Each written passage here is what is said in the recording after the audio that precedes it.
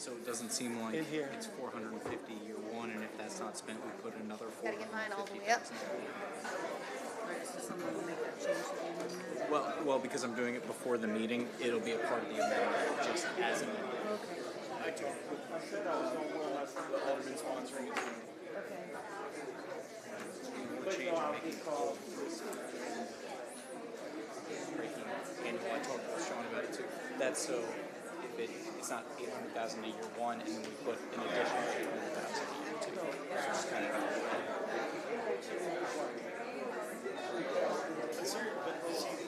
They should have automatic another change. We're moving the annual from the language, so it doesn't seem like we put 800,000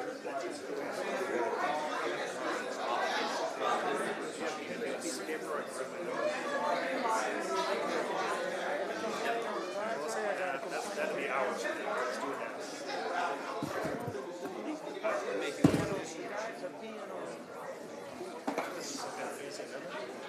I know it's loud in here, but it's 5:30. Are you ready? Okay. putting in 800,000 year one, additional 800. The chair will call the July 1st, 2025 meeting of the City Council to order. Please rise for the Pledge of Allegiance. I pledge allegiance to the flag of the United States of America and to the republic for which it stands, one nation, under God, indivisible, with liberty and justice for all. Clerk Redpath, can you please call the roll? Yes, ma'am. Alderman Cox. Here. Alderman Gregory. Here. Alderman Williams. Here. Alderman Rockford. Here. Alderwoman Purchase. Here. Alderwoman Nitriano. Here. Alderman Carlson. Here. Alderwoman Conley. Present. Alderman Donlin. Here. Alderman Hanauer. Here. Mayor Busher. Present. Mayor, you have a quorum. Thank you, Clerk. The civility pledge. In the interest of civility, I pledge to promote civility by listening, being respectful of others, acknowledging that we are all striving to support and improve our community, and understanding that we each may have different ideas for achieving that objective. Today, we do have a proclamation to give, so I'm going to go to the podium and ask that my coaches that are present and players from the Sacred Heart Griffin 2025 Class 2A State Baseball Championship team come up.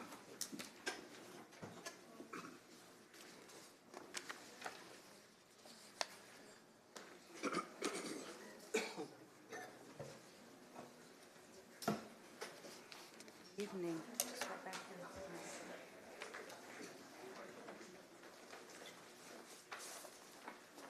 Thank you. How are you? I'm going to just let you hold these. All right. Today, the City of Springfield takes great pride in recognizing the outstanding accomplishments of its student athletes and athletic programs, and the Sacred Heart Griffin varsity baseball team has brought great honor and pride to our community by capturing the 2025 Illinois High School Association IHSA Class 2A State Baseball Championship. I'm going to stop and give you a round of applause for that.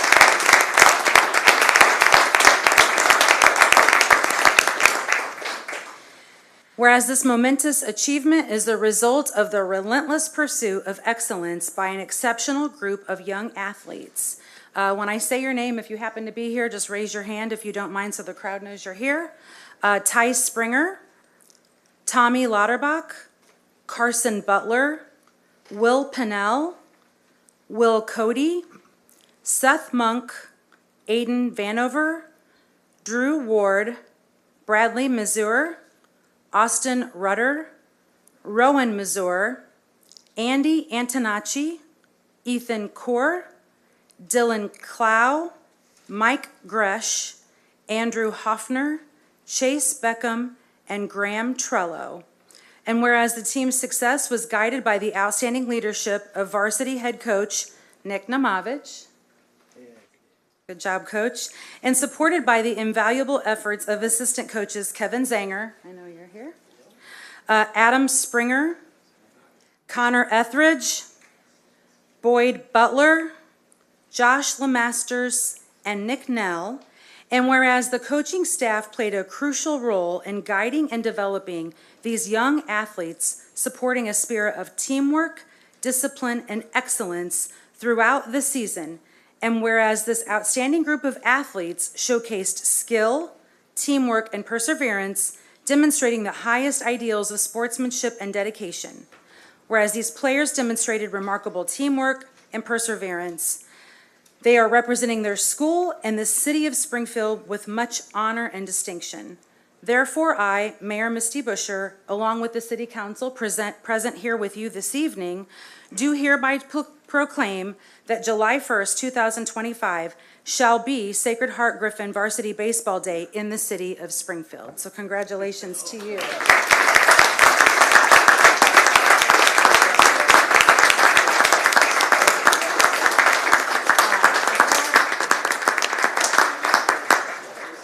Before I give the coach his proclamation, I'm going to let him come up and say a few words if he'd like. He doesn't like. You didn't know that one. So I didn't know I was going to speak, so I have very few things to say. I would thank you, the City Council, for having us here, obviously. I'd love to thank our administration. They've been wonderful in the entire process of everything that we do at school. So thank you very much for having us here tonight. We certainly appreciate it. I know the kids are kids worked very hard to do what we did, and we're grateful. So thank you very much.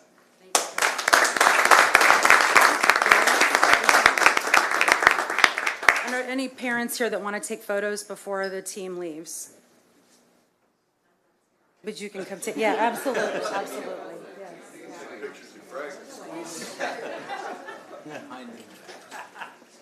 Great sight.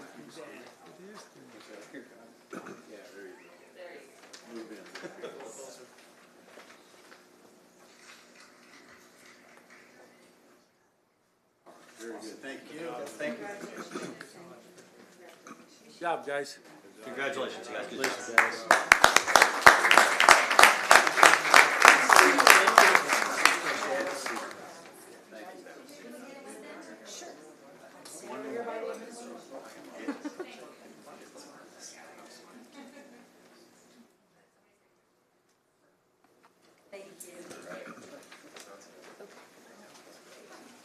Congratulations. Congratulations. I didn't hear you.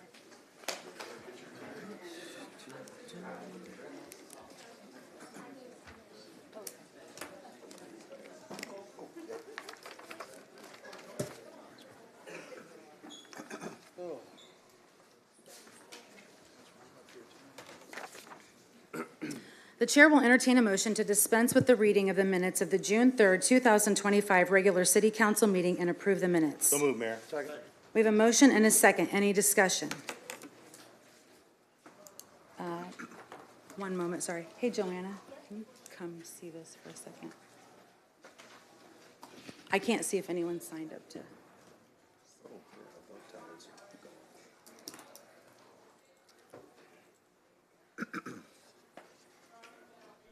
Thank you, ma'am. And it looks like Alderman Donlin signed. It's a no? test. Oh, okay. My computer wasn't up and running, so thank you.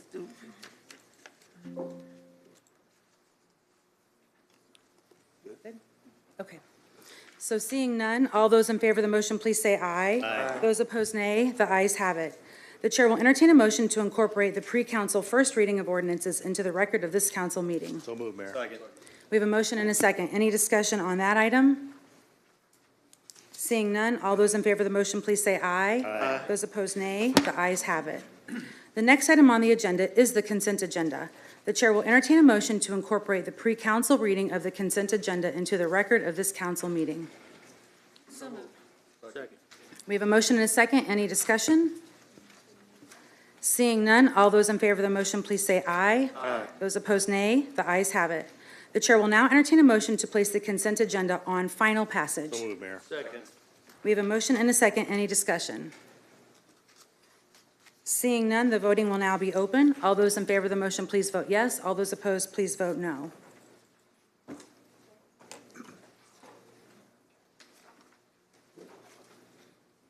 That test really got you messed up. I don't know. And the motion passes with 10 voting yes, none voting no. Agenda item 2025-247 remains tabled or in committee. Everybody okay on that one? I don't see any discussion for that. Okay. The next item on the agenda is 2025-264, an ordinance establishing the SHA Madison Park Tax Increment Financing TIF Neighborhood Improvement Grant Program. The chair will entertain a motion to place agenda item 2025-264 on final passage. Second. I move to, if I may, introduce. Yeah, we had a motion and a second, so go ahead, Alderman. Yes, Mayor, I move to introduce the amendment. Is it a number on this one, Mr. Murdock? Amendment number 1. Okay. So we have a motion and a second for the ordinance itself. Now we have a motion to adopt amendment number 1. We have a second. Any discussion from the council members on the amendment? Seeing none, then we'll take a voice vote for the amendment itself. Oh, Alderman Carlson, my apologies. I didn't think you, Alderwoman Purchase. Not on the amendment, not on the amendment. Just Okay, on the- you're good? yeah. Okay. So we'll just take a voice vote on the amendment itself. All those in favor of the amendment, please say aye. Aye. Those opposed, nay. The ayes have it. So now we will place agenda item number 2025-264 on amended as a final passage. We had a first and a second. Any discussion on that? Alderman Carlson. Yeah, and I've got a few questions and concerns, and I do want to thank Alderman Gregory. For our talk yesterday, we had to air a few things out, and we had a good discussion about a whole host of things. And some of these questions, you answered yesterday. I just had a few concerns. I mean, so the one big, just the overall arching is, what are we trying to fix that's broke? That's what I'm still struggling with. Sure. Go ahead, John. For this particular program, what we are trying to fix that I wouldn't say necessarily is broke, but we can improve and remove this final barrier. Years ago, we removed the 50-50 match down to 10% and 25%. Well, we've run into some instances where somebody may have missed the 10%, by thousands, a few $1,000s on the income side of it. Excuse me, this is on the Madison Park Place. So, and just to give greater access to it, on the payment directly to the vendors, rather than put out $5,000 or $9,000 for a roof themselves, which is very, very hard to do and slows down and actually can stop the process, by us having the ability to pay those contractors directly, it can speed up the process and, get things done more quickly. Because as you know, hey, I'm all for this TIF, and I want the TIF to stay healthy. I've got a track record of that as Capitol Township.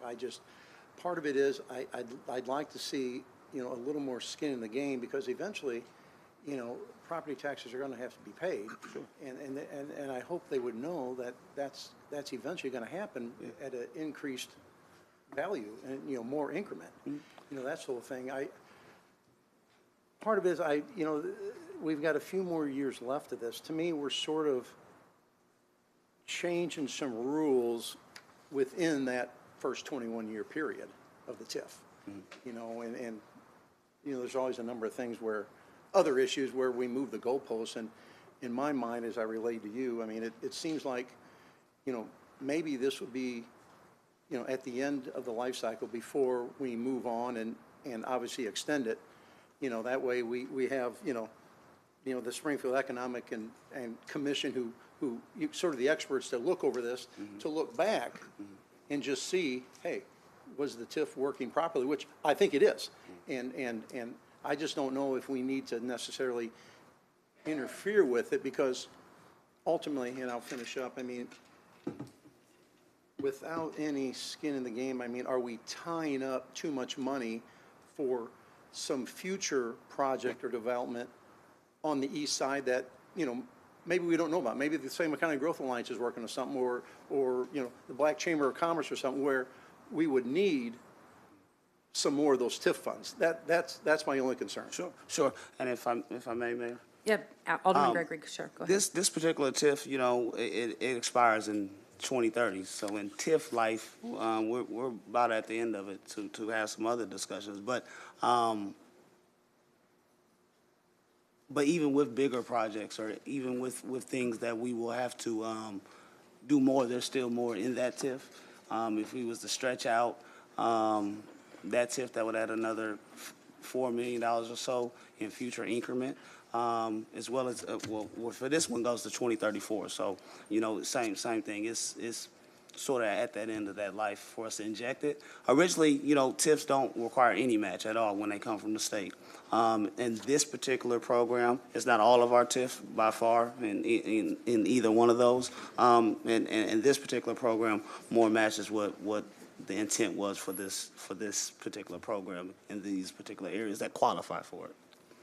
So I respect the skin in the game. So bigger projects and things like that, somebody bringing a $2 or $3 million project, there's different rules for. Because then we'll be right back and maybe, as we know, need to borrow from another TIF, which we had before. So anyway, thank you, Mayor. Well, they both touch each other, so we could always talk about that. Thank you, Alderman Gregory. Alderman Gregory, you also signed up to speak. No, I was only to respond. I'm sorry. You okay? Yes, ma'am. Okay. Alderwoman Conley. Yeah, thank you. Again, Alderman Gregory, I really appreciate you bringing this forward. The minor changes are just, those were clarifying.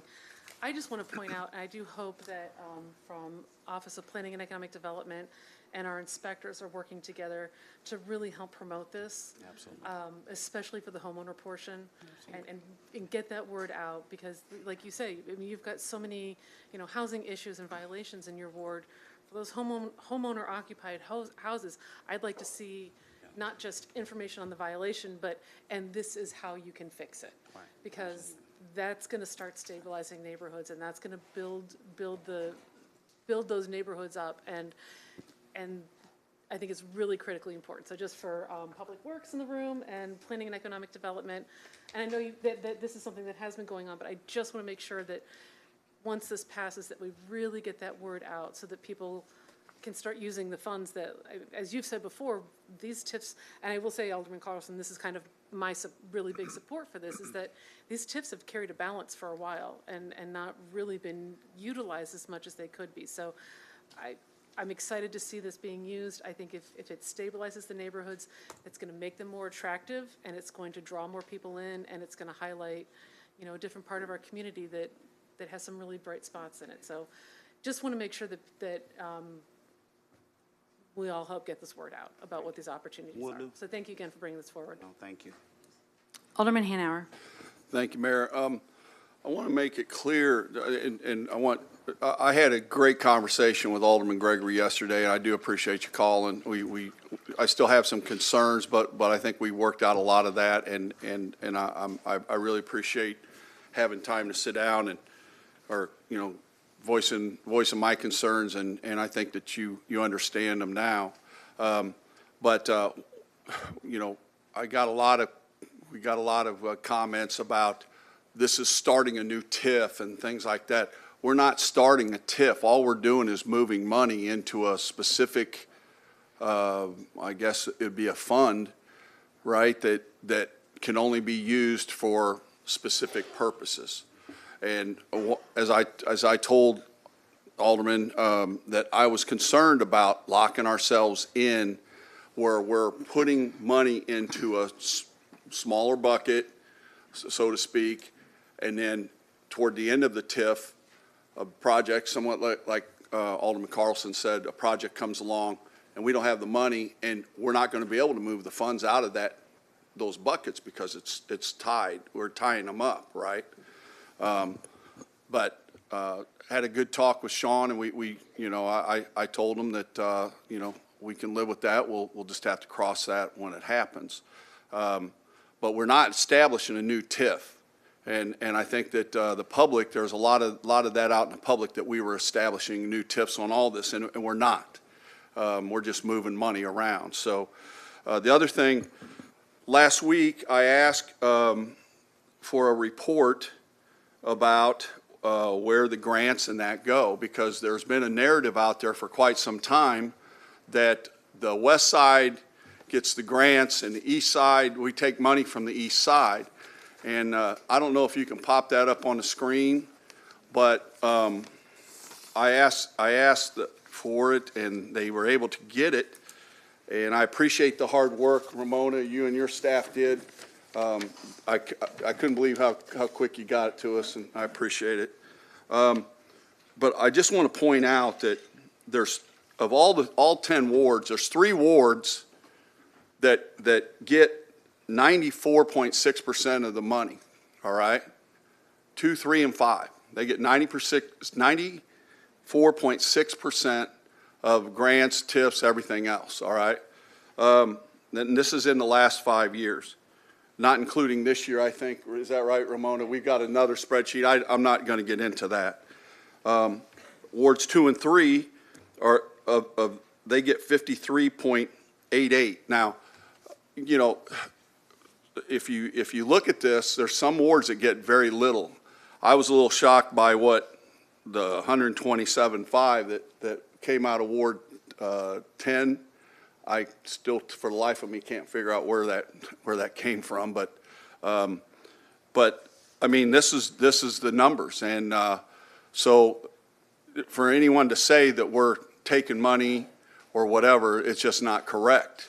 And I'm just putting this out there so that everybody understands, you know, we can't get TIF money in certain parts of town. And I think Channel 20 tried to say that I was wanting TIF money all over. That's not what I was saying last week at all. And of course, they didn't call me to ask about it, but that's beside the point. Anyway, so I'm not going to dwell on it. The numbers are the numbers. Everybody got a copy of it, you know, and I think there's another spreadsheet that shows to date for this year. And yeah, I had a hard time reading that one, so with my eyesight, so I'm not going to even get into that right now. But the report's out there for you to look at, and I was just trying to dispel this narrative. So thank you. Alderman Donlin. Alderman Carlson, you're done, right? Okay. Alderman Donlin. Yeah, thank you, Mayor. And I just wanted to ask a question for clarification. I know that this ordinance and the one subsequent that's forthcoming that deals with setting up, it's more of a refocus and a marketing effort to do what we talked about last week and on prior occasions, Alderman. And I sincerely support that.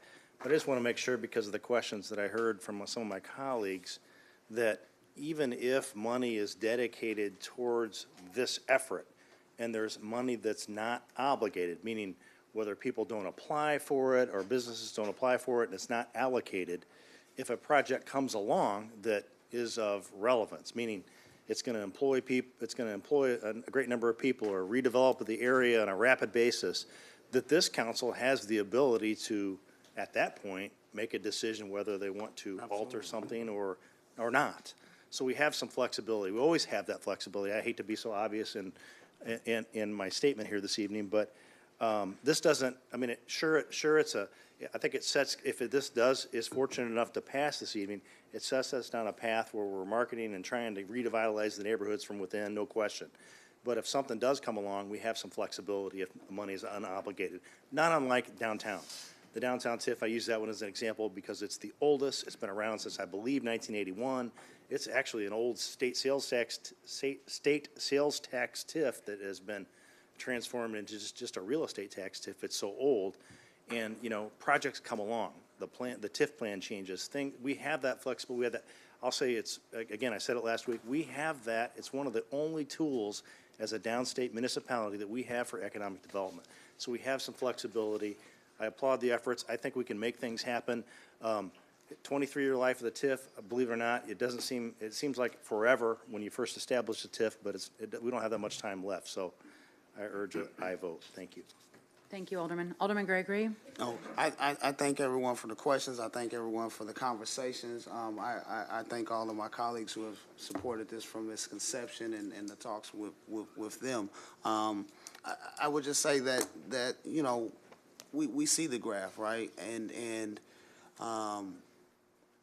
those grants and those TIFs are designated for these areas. I dream of a time where we don't need no grants, because we're, poor, or living below the poverty lane or poverty line and all of those. I truly do envision those days, not only in my ward, but this entire, every ward that needs it.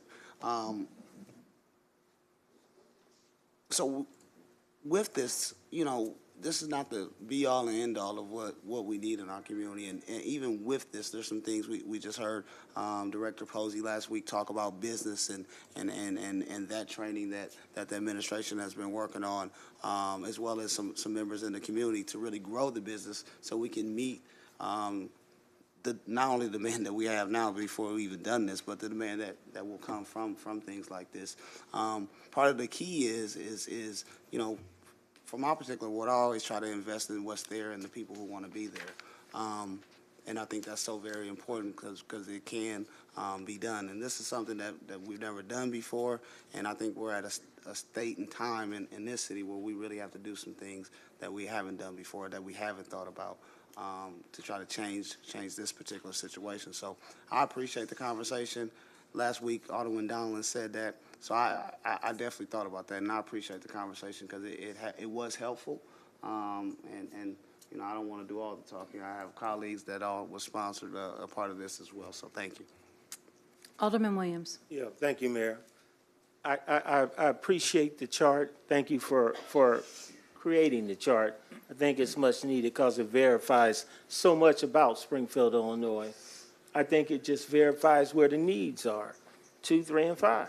I agree. The east side, I agree.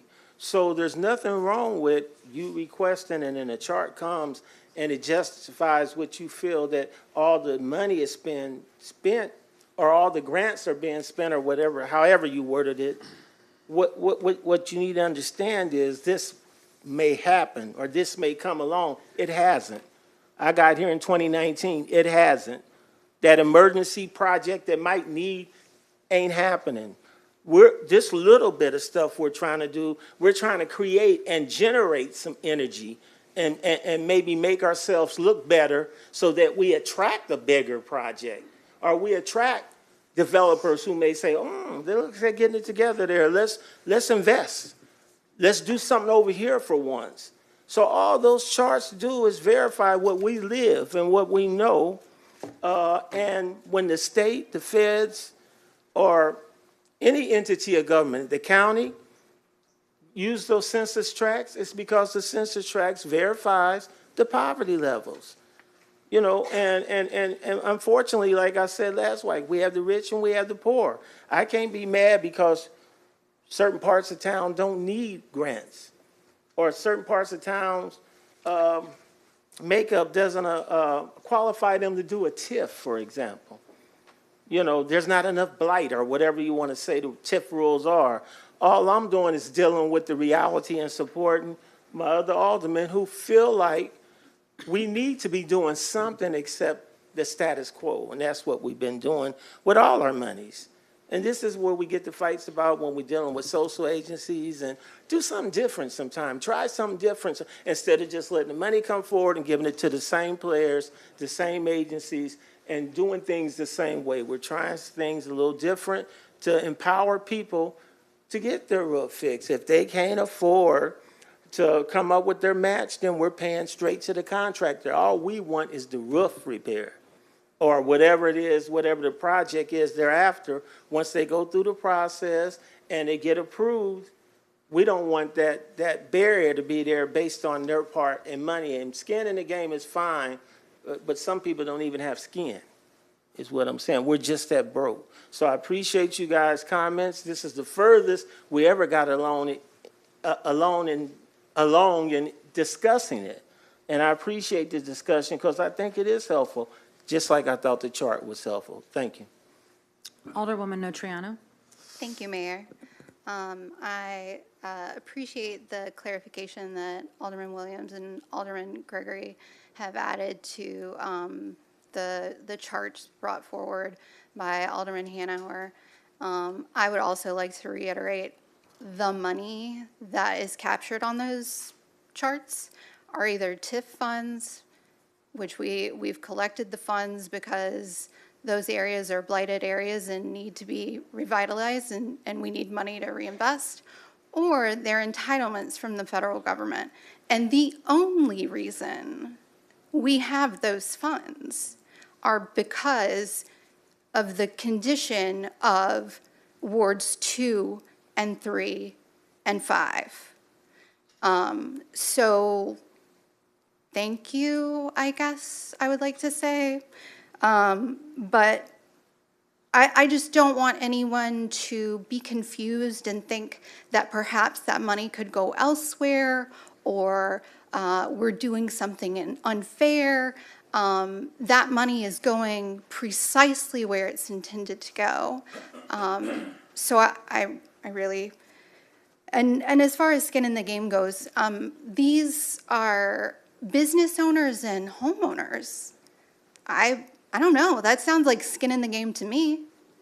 I really detest the idea that when we're trying to give funds to folks who need it, to build them up, that we say things like they need skin in the game. They have lived there. They are living there. They're paying taxes to be there. Skin in the game. You got it, you know? And I think I'm going to leave it at that. I'm going to stay civil and leave it at that. Thank you so much, Mayor. Alderwoman Purchase. Thank you, Madam Mayor.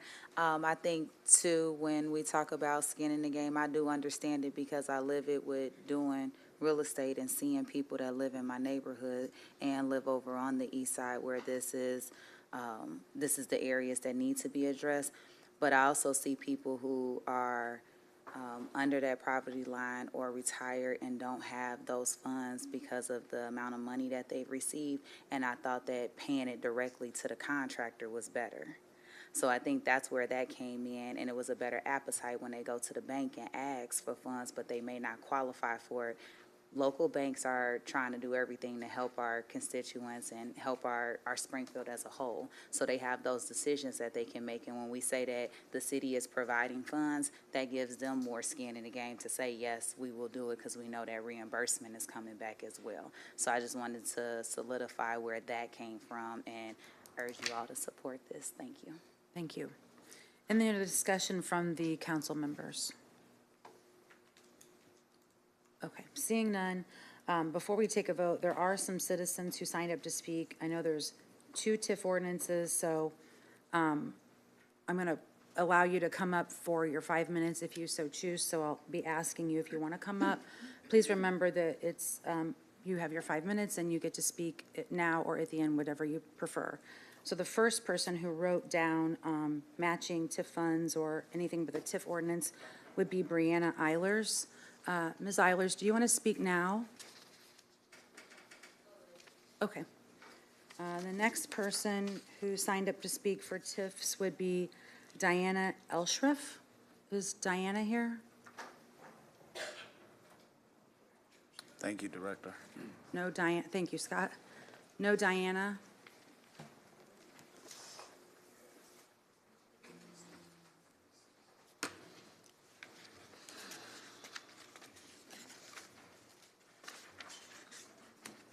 The next person who signed up to speak regarding the TIF ordinances would be Salem King. Mr. King, do you want to speak now?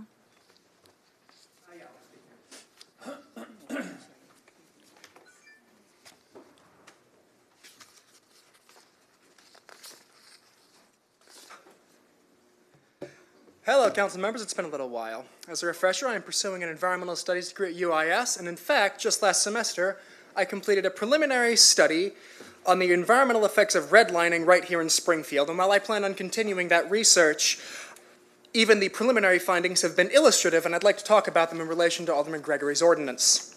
But first, some history.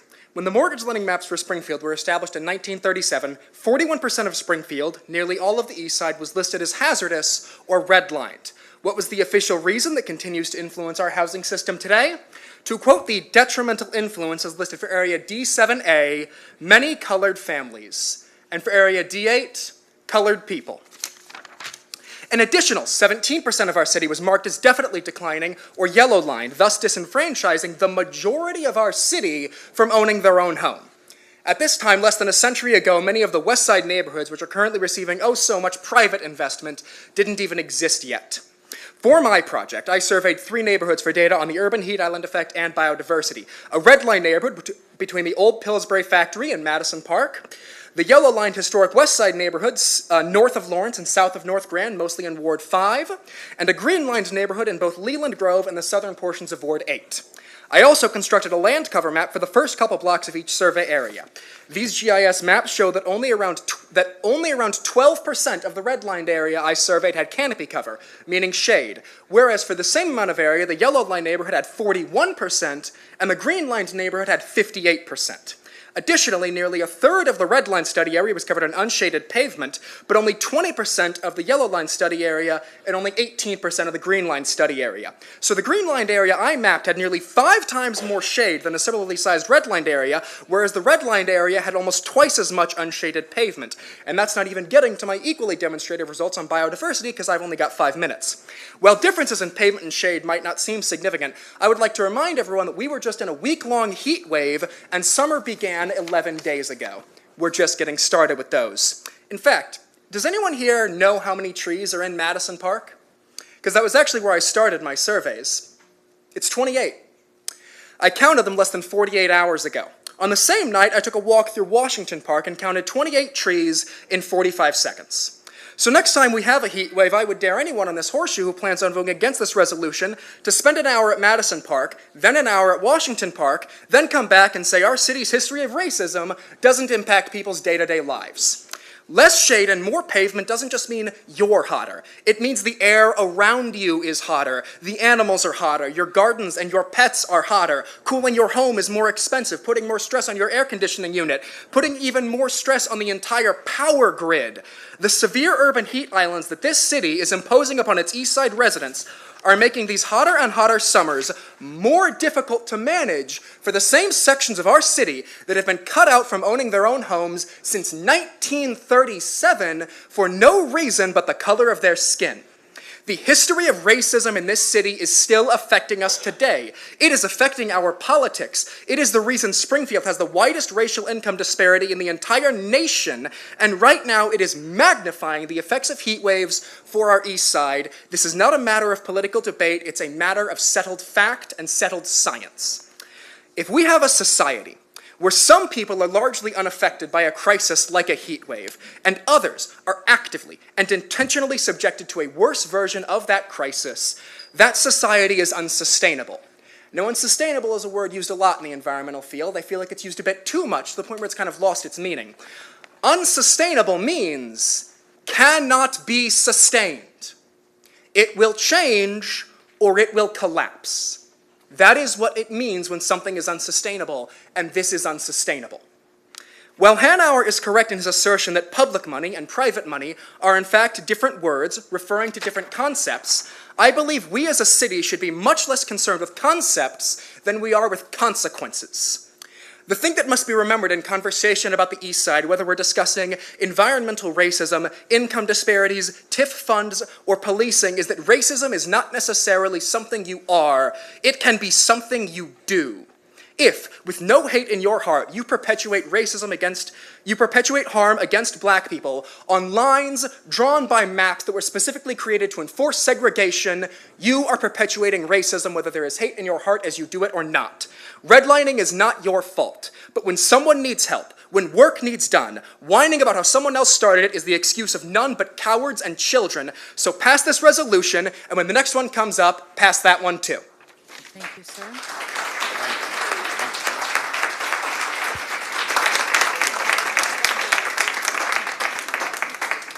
The next person who signed up to speak regarding TIFs would be Ken Pasha. Mr. Pasha, do you want to speak now? No, I'll wait till that. Okay. The next person who signed up to speak regarding TIFs would be Zachary Long. Mr. Long, do you want to speak now? Okay.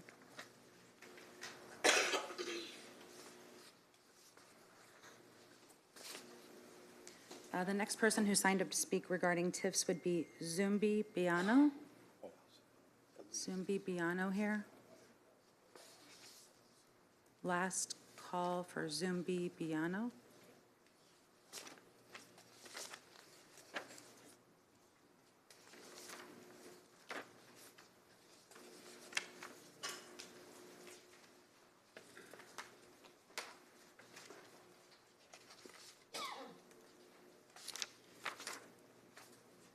And that's it that referenced the TIFs that we had that signed up previously to speak. So that being said, any further discussion from the council members before we take our vote? Okay, so what you'll be voting on is the amended ordinance, the ordinance with Amendment A. All those in favor of the motion, please vote yes. All those opposed, please vote no.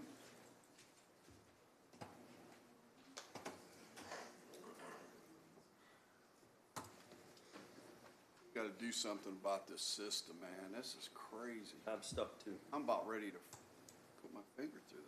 I'm a yes vote, Mayor. I'm sorry. It's How do you not vote, working. Jeff? It went through. I'm a yes. Can we get, Mayor, real quick, can we get IT to work on this week and try to do something to correct this? Do you want to have them work with you? Okay, Thank you. yep. So Alderman Hanauer, you're a yes vote, right? I'm a yes So the vote. motion passes with 9 voting yes, 1 voting no. The next item on the agenda is item number 2025-265, an ordinance for the Far East Tax Increment Financing, TIF, Neighborhood Improvement Grant Program. The chair will entertain a motion to place agenda item 2025-265 on final So passage. moved. Second. We have a motion and a second. Alderman Gregory, should I call on you? Do you have an amendment for Oh, this one yes. too? Amendment, motion to introduce amendment number 2. Second. Or amendment number 1, probably for this ordinance. Number 1 again? Okay, number 1. Wouldn't that be right? Representative second. Johnson? It's amendment number 1. Yeah, amendment number, if that's okay. Amendment number 1, yes. Okay, so we had a motion and a second for the ordinance. We have a motion and a second for the amendment. Thank you. Alderman Gregory was the motion. Alderman Rocker was the second. Clerk, any discussion on the amendment? We're just on the amendment. Seeing none, we'll do a voice vote. All those in favor of the amendment, please say aye. Aye. Those opposed, nay. The ayes have it. From there, we will take a vote, and the council, we've already talked to the community members that signed up to speak on TIFs. So we would take a vote for the ordinance 2025-265 as amended on final passage. Any discussion from the alders before we do that? Seeing none, the voting will now be open. All those in favor of the motion, please vote yes. All those opposed, please vote no. Holy cow. And the motion passes with 9 voting yes, 1 voting no.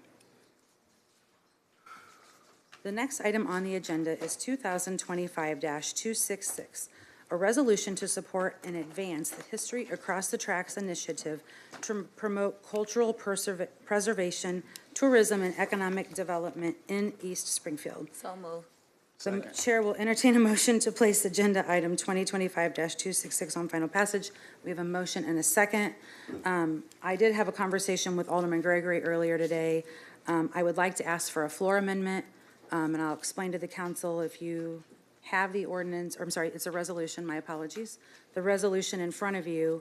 The first item I would like to have us amend on the floor is Section 6 and Section 7, where there is a marketing plan requested from SCVB and OPED. The date in the resolution actually states February of 2026, and I did speak with the alderman and requested that we change that to November of 2025 for budgetary purposes. So moving that up so that it's more feasible to incorporate with the budget. So can I get a motion and a second for that? So moved. Second. All right, so we have a motion and a second to move up the dates for February of 2026. Does anyone have any questions or discussion on moving those dates on the amendment for me? Okay, seeing none. And thank you, Alderman, for supporting that change to make it easier to work with within the budget. No, thank you for offering, I appreciate it. Okay. And then the only other thing I would like to bring to your attention, Alderman, is on Section 5, it does state that OPED will prioritize this coordination of this effort. I just want to bring out that word prioritize and kind of bring it to your attention that sometimes things happen in our community, whether it was a derecho or there might be events that happen that they may not be able to put this as the first item. And I just want to make sure you're understanding of that. Absolutely, totally understanding of that. I definitely get that, for sure. Okay, perfect. Thank you, sir. So Any discussion from the alders on this particular ordinance before I go to the members of the audience? Or resolution, sorry, any discussion on this resolution? Okay.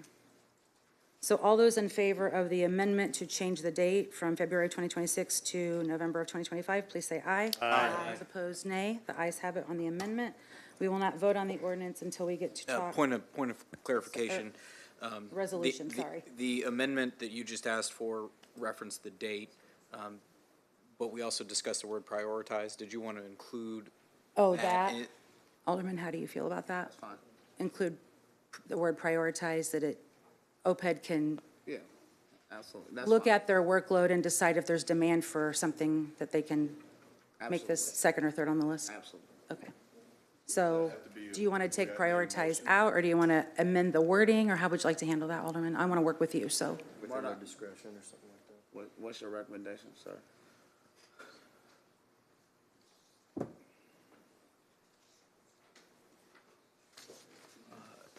If we strike to prioritize, if we take that out, we could say, the city directs the Office of Planning and Economic Development and other relevant departments to support and implement, so it would be, instead of prioritize, support and implementation, it would be to support and implement this initiative in coordination with community stakeholders. Is that okay, sir? It's good with you, I'm good. Okay. Y'all good?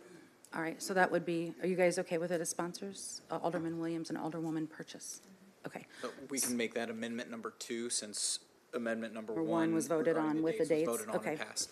So amendment number 2, we'll just strike the word prioritize. It's still an initiative for the Office of Economic Development. So move. Second. All those in favor of the motion, please say aye. Aye. Those opposed, nay. The ordinance is amended. We did have a couple community members signed up to speak on this particular resolution. I apologize to you all that I keep saying ordinance. So I'm going to call them up. Please remember that we have 5 minutes, and if you choose to not speak at this time, we can still call you up at the end of the meeting. The first person who signed up to speak on this would be Sarah Paulicki, and I apologize if I'm pronouncing your name wrong. Okay, thank you very much. And then the next person who signed up to speak in advance would be Kaylee Freeman. Ms. Freeman, are you here? Would you like to speak?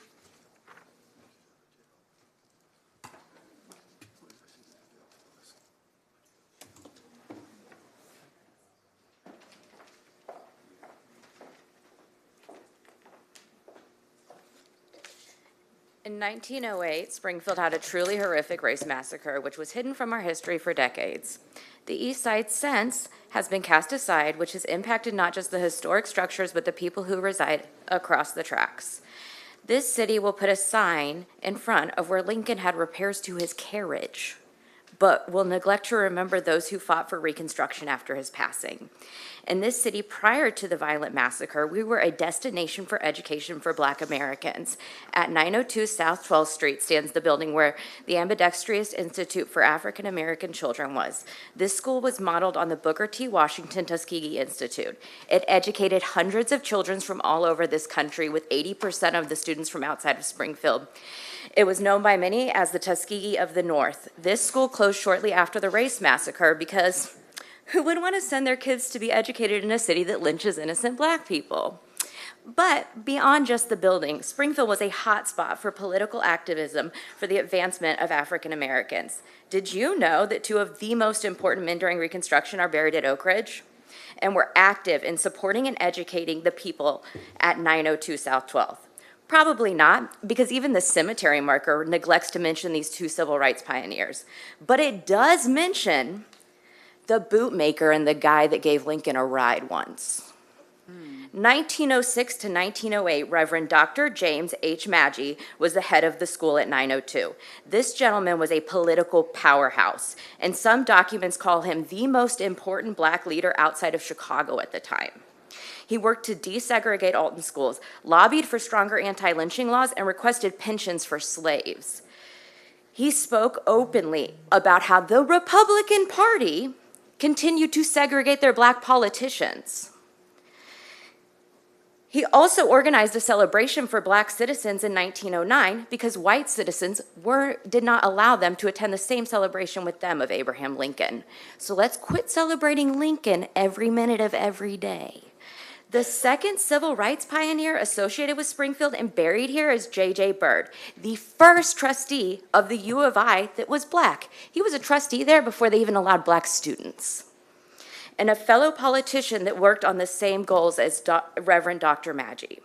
We must restore 902 South 12th, not just to provide knowledge about this time period, but to honor the men that worked there and who were instrumental in the advancement of black Americans. How cool would it be to offer STEM education, after school programs in a green space in that historic place? That's actually apparently been the plan since 2014. But we got to pour our money out west for God knows what. How it would also increase tourism to the city. This location is already marked online as a historical marker. Sorry. Cannabis and TIF money should be funding preserving our history, not just marking where Lincoln drank coffee or used the bathroom. Please preserve history and infrastructure on the east side. It is insulting to our intelligence to do otherwise, because the corruption from some in this horseshoe is blatant and disgusting and high-key racist. Let's not forget y'all rewarded 2 millionaires, the Brants and Mr. Curtis, for stealing from workers while forgetting those who worked to bring meaningful change to Springfield. The next person who signed up to speak in advance, Ken Pasha. Mr. Pasha, you had a reference this ordinance. Do you want to speak? No, I'll wait till the general. Okay. And then we also have History Across the Tracks comment and Zachary Long. Do you want to speak, Mr. Long? Okay. And I think that is it that signed up. Is that right, clerk? Do you have any others? Douglas Holt. Douglas Holt, did you want to speak to this ordinance?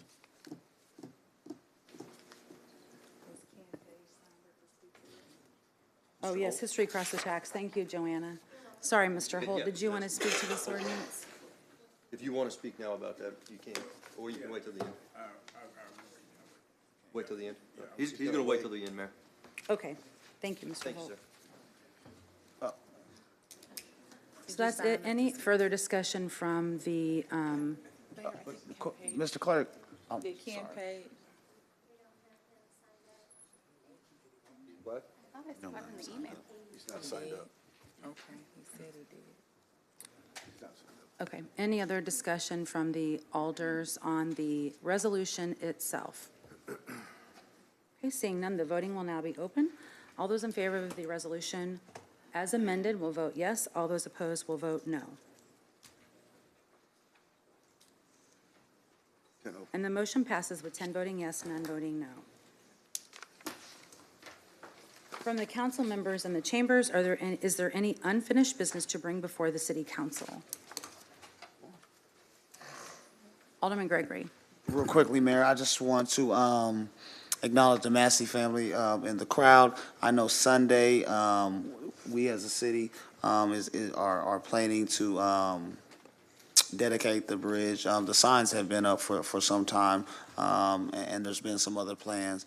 But you know, God has perfect timing. This will be the anniversary of you know, our dear sister taken from this community. You know, some fantastic things planned. We've had a good conversation on updates with that. I do compliment Zone Manager Doss for really diving in and working with the family, meeting at the bridge, getting it cleaned up, getting the lights working. He's done a fantastic job of really helping us coordinate that. So I just wanted to say that, and I appreciate you. Thank you. Alderman, do you mind sharing with everyone that might be listening when that dedication is, if they want to attend? It's Sunday, July 6th at 3:30. Am I correct, gentlemen? Yeah. Sunday, July 6th at 3:30. We do plan on meeting on the north side of the bridge. There are selected artists all been vetted as far as the murals that they'll be painting and sectioned off. They worked fabulous with our zone manager to really make this a seamless process. Thank you. Thank you. Any other unfinished business to come before the council? Seeing none, we'll move on to new business. Is there any new business to come before the council? Nope. Seeing none?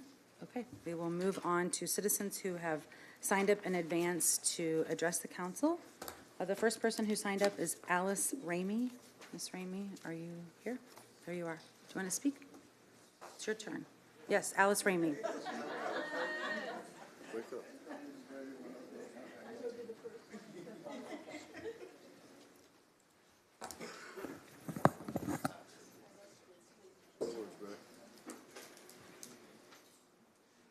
It's been a long time since I've been up here. Yes, ma'am. And I have few things to say.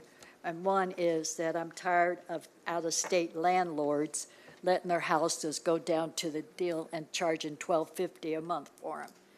I have run across 3 of them since I called because they live in our neighborhood as Ward 3. The other one is Republic garbage. You know, I don't mind paying for garbage, but I don't have to pick it up. And he tore up my bucket because he was in a hurry. And now they want me to charge me $34 for them to bring me one, and $34 for me to take it, for them to take it back, which is ridiculous. They're not going to do their job, leave, and put it back to Lake Town, because they did a heck of a lot better job than Republic. And as for landlords, I understand that Tricia here was supposed to talk to the realtors about finding out who is the out-of-town landlords. Well, I got 5 of them, and it didn't take me long to find them. And I did this when we had the Springfield project, and I know how to get what I want, but it's the idea, if somebody on the city council says that they're going to talk to them to find out if we could get the list and help out, then it should be done. If you're not going to do it, don't be on the council. I'm sorry, but that's the way I feel, because you guys are not really listening. You're just lipping. And one person on the council, I have to admit, you did a very beautiful job for the video. Very beautiful. Okay? You did a good job, too, by sitting there. Okay? But besides that, we need people that are going to get out and do the job that they've been elected for. If not, then say goodbye to the city council. Simple fact. Thank you.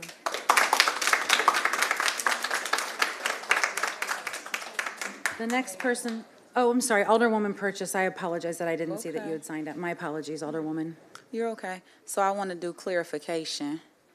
I want to make sure Ms. Rainey can see me. I want to do clarification for you. Right over here. I never mentioned that I was going to the realtors to get a list. What I did mention was I was going to them to ask, could we do some education sessions? So I want to be real clear so you understand. I'm not for sure where you got that from, but like you said, it's easy to go look them up in the system, so I didn't need to ask the Realtors Association to look up landlords for us. But what I did ask them to do was if we could come together and do some education about how to look them up. It's not for you to respond to me. It was just for me to do clarification back. It was just for me to do clarification back. Thank you, Mayor. Thank you, Alderwoman. The next person signed up to speak is Douglas Holt. Mr. Holt?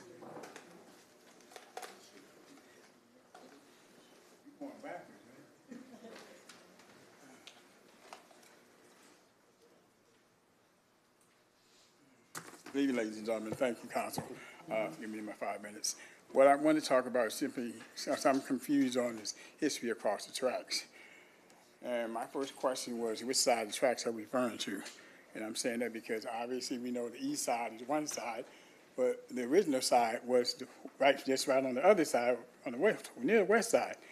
And what I'm saying is, we don't want to forget about the history that was before we became, or what we know as the east side. There were black people, African Americans, whatever we want to go by, that were within the areas from 11th Street all the way down past Jefferson, Enos Park. So if we're going to talk about history and development of what we know as in being our history, we need the entirety of the history, not just after the fact. And we're referring to after the fact as being 1908. I'm not from here, But the history that I learned about Springfield came mostly from the old people that grew up here. And from what they told me, that stuff's not in the history books. And that's what I don't want to get lost in the town that I call my hometown, having grown up here. But, I mean, I sit back on having lived on the east side at one time. They took our Hardee's, they took our Popeyes, they took our skate rings. I mean, you can go on and on and on about all the businesses that used to be on what we know as the east side that moved to the west side, but now we're complaining about giving them money that was lost from businesses that left the east side. Talking Barney's, as I said, skate ring, Hardee's, Popeyes. I mean, when we made a fit about Popeyes leaving that area, which was now on Wabash, then they turned around and moved it back and put it on the outside of South Grand, for where we know it is to be now on that side of town. I don't want the loss of history, period. I'm a history buff, not just local, national, I'm talking international. I grew up from having an international perspective, meaning that we included everybody. We didn't exclude anybody. That was not something that we did when we were growing up. When I grew up, when growing up in my mother's house, we were colorblind. We didn't know anything about racism or any of that until, believe it or not, coming to Springfield. Now, that's a sad reality, but when I usually just call it corruption. I mean, you can call it a name, but when you get to saying stuff like nepotism, racism, sexism, that hits somebody real hard. They don't want to talk about it. But when you just label it as what it really is corruption, then that's more or less not as difficult for people to digest. It's easier to understand because, you know, it's just not right. So if we simply just do the right thing in funding areas that money is supposed to go to, the areas that the primarily basis of that funding is for those who are in need. And without that, that would be the only basis for why certain areas of town would get that funding, as we're talking about TIF funding. I mean, my biggest thing here is tonight that I want to leave you with is simply that I don't want to exclude history, period. So we need to go back to 1840, come to 1865, and from 1865 to 1908, and then beyond that to find out what was missing about, because the businesses that are in that area or historical area of what used to be the black side of town need to be giving funding to the people who are on the east side of town to help them out, because they literally took all their land. That's my perspective of what's going on as far as within the city of Springfield. I thank you for my time. Thank you, sir.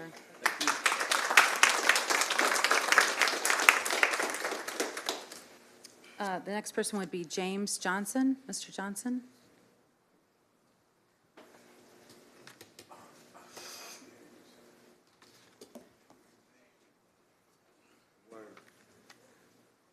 Good evening. I'm gonna start with Baskin Robbins. Mayor and Corporate Council. Now, TV 20 said this, and you know we believe TV 20. So, the building is tore down partially as of this morning, and the vehicle is removed. But my question is, how is that building open for so long with violations of codes? Now, that's from TV 20. It's dated back into the 50s. And my question to you, Corporate Council, is, did they get fined all this time for being under violation of codes? Because I know when I tear down a house, and if I leave it on the ground too long, I get fined. So I just want to throw that out there, because I'm sure I'm not the only one wondering about these violations, but still being able to be open. And so I'm going to leave that right there. And some of y'all could check into it. Now, let's move on to the police department and different things. And it is the anniversary of Sonia Massey. And what really bothers me is what's happening and did happen in Minnesota, and it's not really talked about. Now, I'm going to give some history about Springfield with this police department because I don't want any of the females and citizens in this town to think nor forget what happened to her, but also what had happened in the past. And for some of you new members around here, let me educate you for the next 3 minutes. We have a police department that got rid of an officer who put a manifesto together. We got a police department that, well, not the police department, but we had somebody perpetrating to be a police officer in our past and was pulling people over. And what happened in Minnesota makes me real nervous about, well, one, how I'll answer my door late at night if somebody's ringing. So this is something that I think our mayor and his council and the police department need to think about because we have so many unmarked cars. And if you know what happened in Minnesota, the guy had a look-alike car. But when I came up here and complained about tinted windows and unmarked cars, nobody said a word. So in the future, or if it ever happens, or when it happens, the department needs to have a rule about approaching houses after dark with unmarked cars and going to people's doors. Because me personally, I'm not answering my door if I don't recognize that car. And if it's an unmarked car, I'm not stopping. Now, the Massey, God bless her heart, she made a phone call and she had a prowler. And to this day, we still don't know who that prowler is. I have my opinions and my thoughts, but I don't want our community to forget what had happened in the past and what's still happening. Because a few months ago, I came up here and read off a list of unsolved murders. A whole list of them for this community. Too many. But we have no idea who did it. So as we move forward through this 4th of July weekend, I want everybody to remember to be safe. And watch yourself. Watch others. Keep your eye out for our politicians and our neighbors.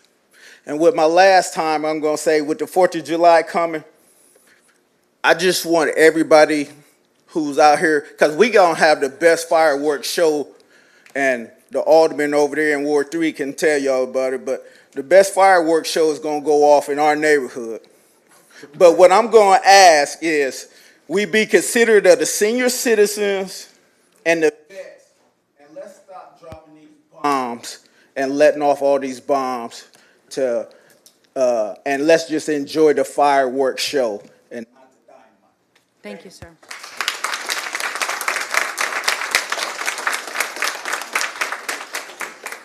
Next, we have Aaron Cahill.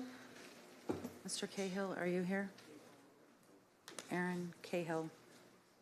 Okay. Brianna Eilers. Brianna Eilers.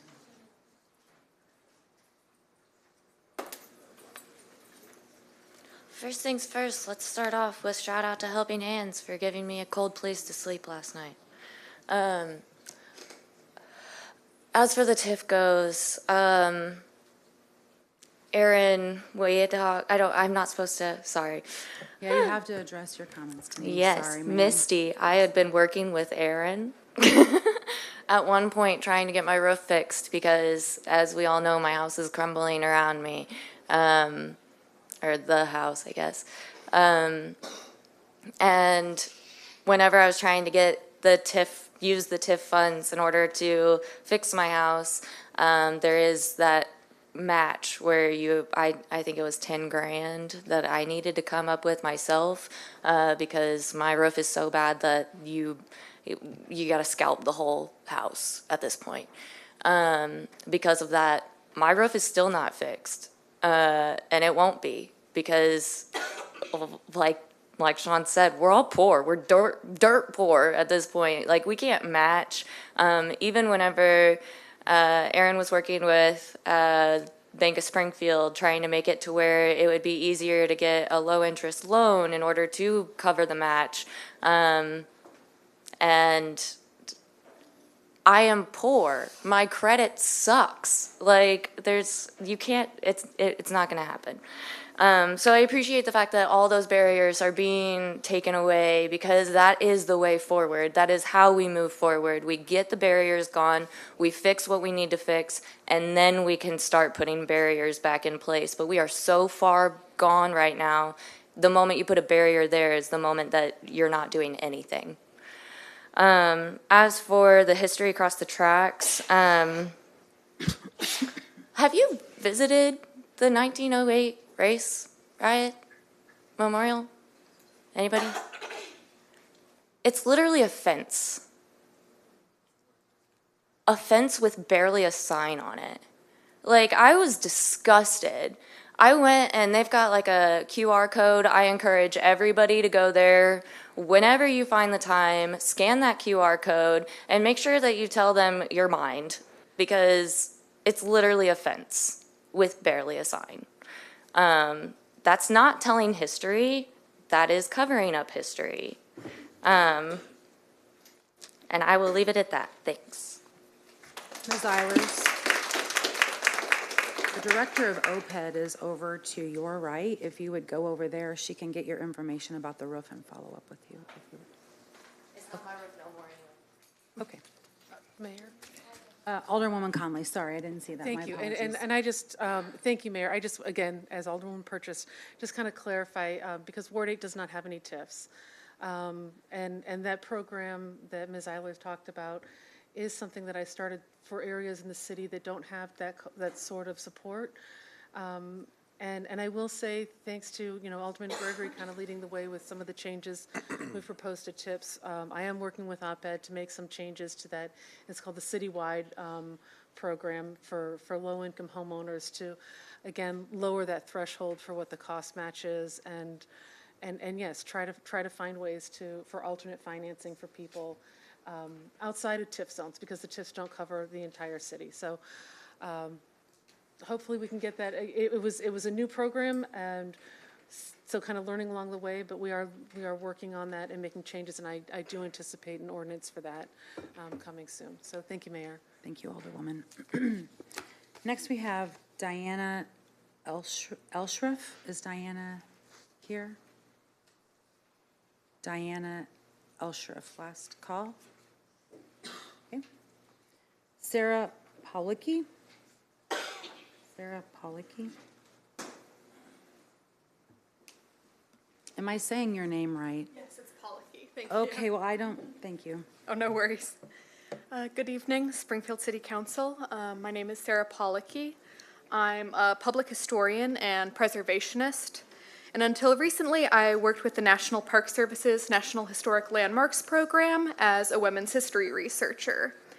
However, my postdoctoral program was deemed quote-unquote DEI and terminated in March of this year. As such, I'm acutely aware of how historic sites, like those History Across the Tracks seeks to preserve, are under threat. This project comes as at a challenging but hopeful moment in the broader field of preservation. The commemoration of America 250, recognizing 250 years since the signing of the Declaration of Independence, promises to be underwhelming in terms of its historical veracity. Federal commemorative events will likely provide little to no nuanced insight into Black histories across the U.S. Springfield, on the other hand, has the opportunity to take a different path, telling the truth while meaningfully investing in community history telling. Based on my experience with the National Historic Landmarks Program, I want to state clearly that the buildings identified by History Across the Tracks are equally or more significant than many currently designated NHLs. In 1976, the National Park Service commissioned a group of scholars and preservationists called the Afro-American Bicentennial Corporation to address the systemic erasure of Black history sites from the National Park Service.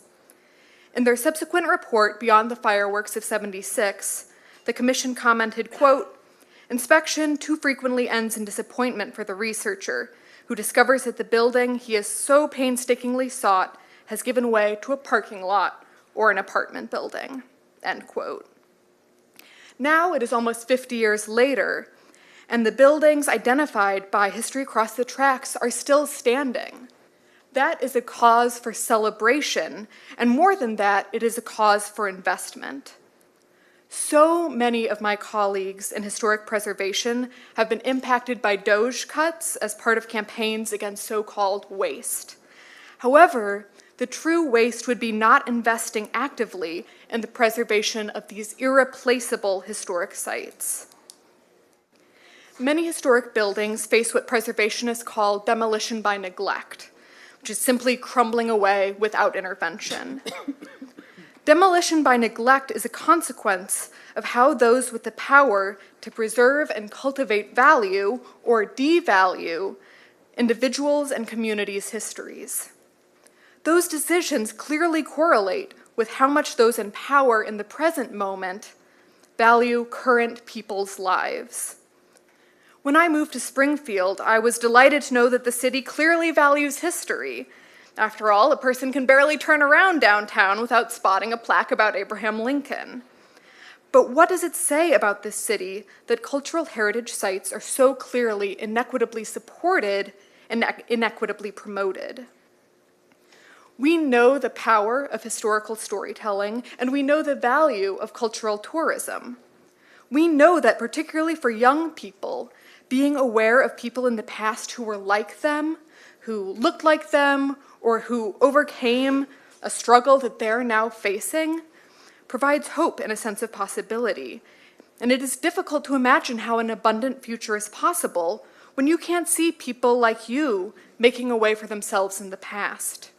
It is demoralizing to see places that are meaningful to a community crumble for lack of resources and political will. Demolition by neglect is just another way to tell youth that their stories, their lives, don't deserve to take up public space, but they do. If History Across the Tracks is given the funding and the support it deserves, it will be remarkable. The histories being told are significant, the places themselves are unique, and the vision of the team of people who have made this project happen should be celebrated and supported. Thank you so much for your time. Thank you.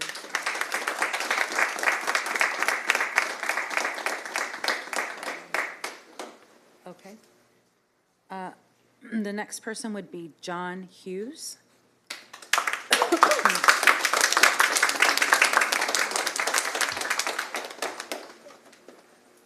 First, I want to apologize to the Massey family because I haven't been able to get over to their house and fix their electrical for them. Because on Wednesday, my daughter killed herself.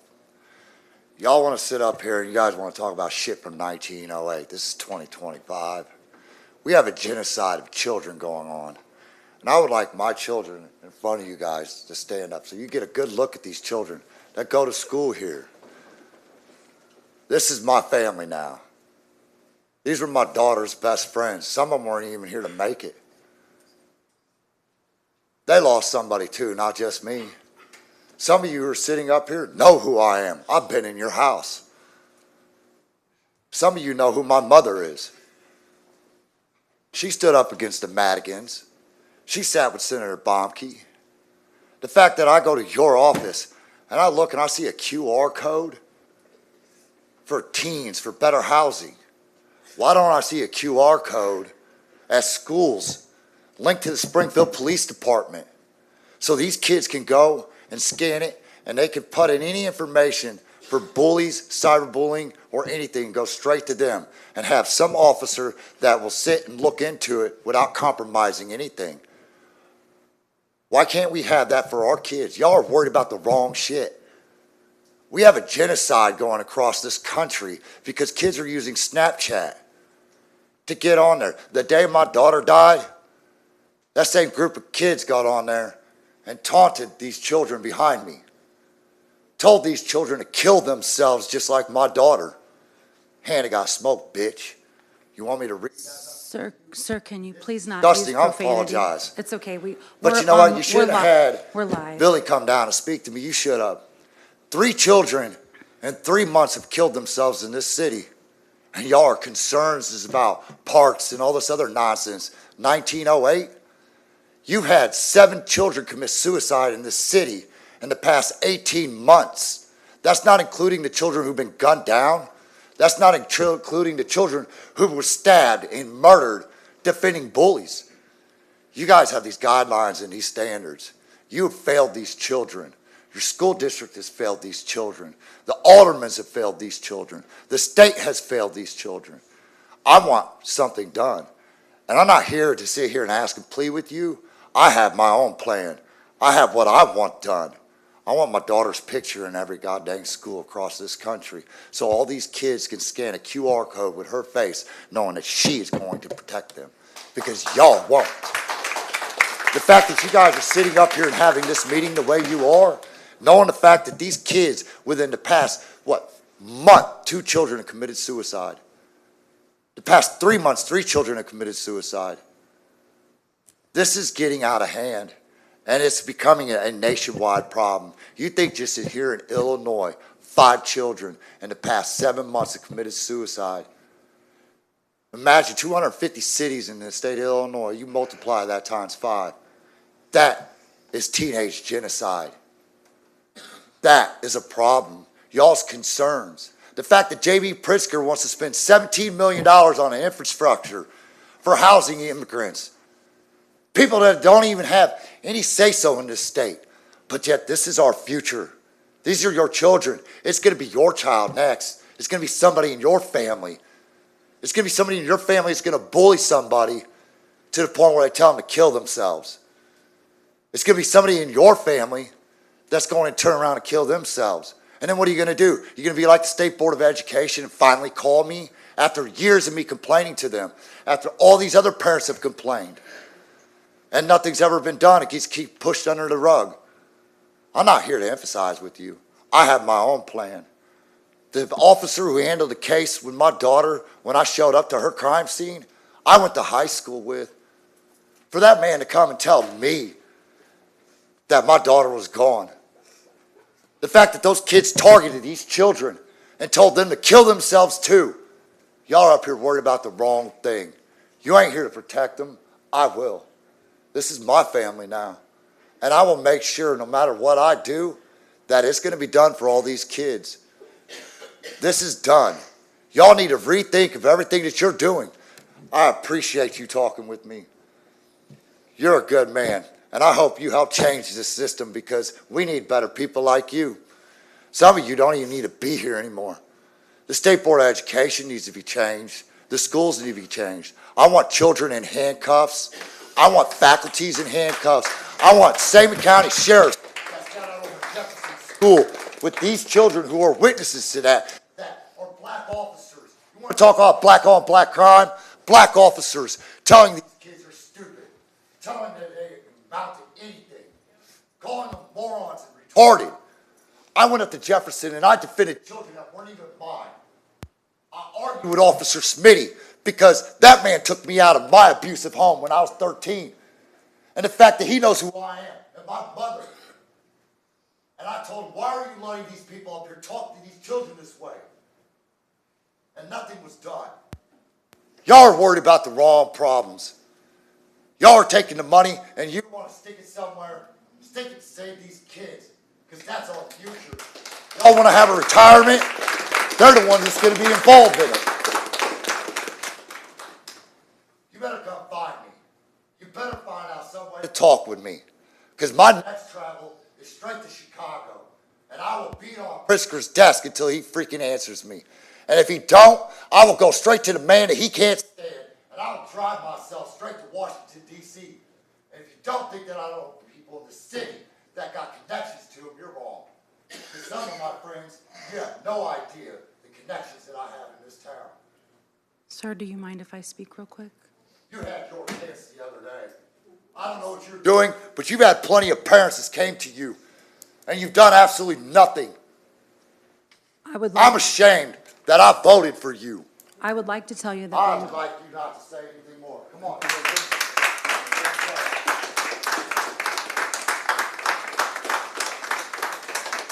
Ken Pasha.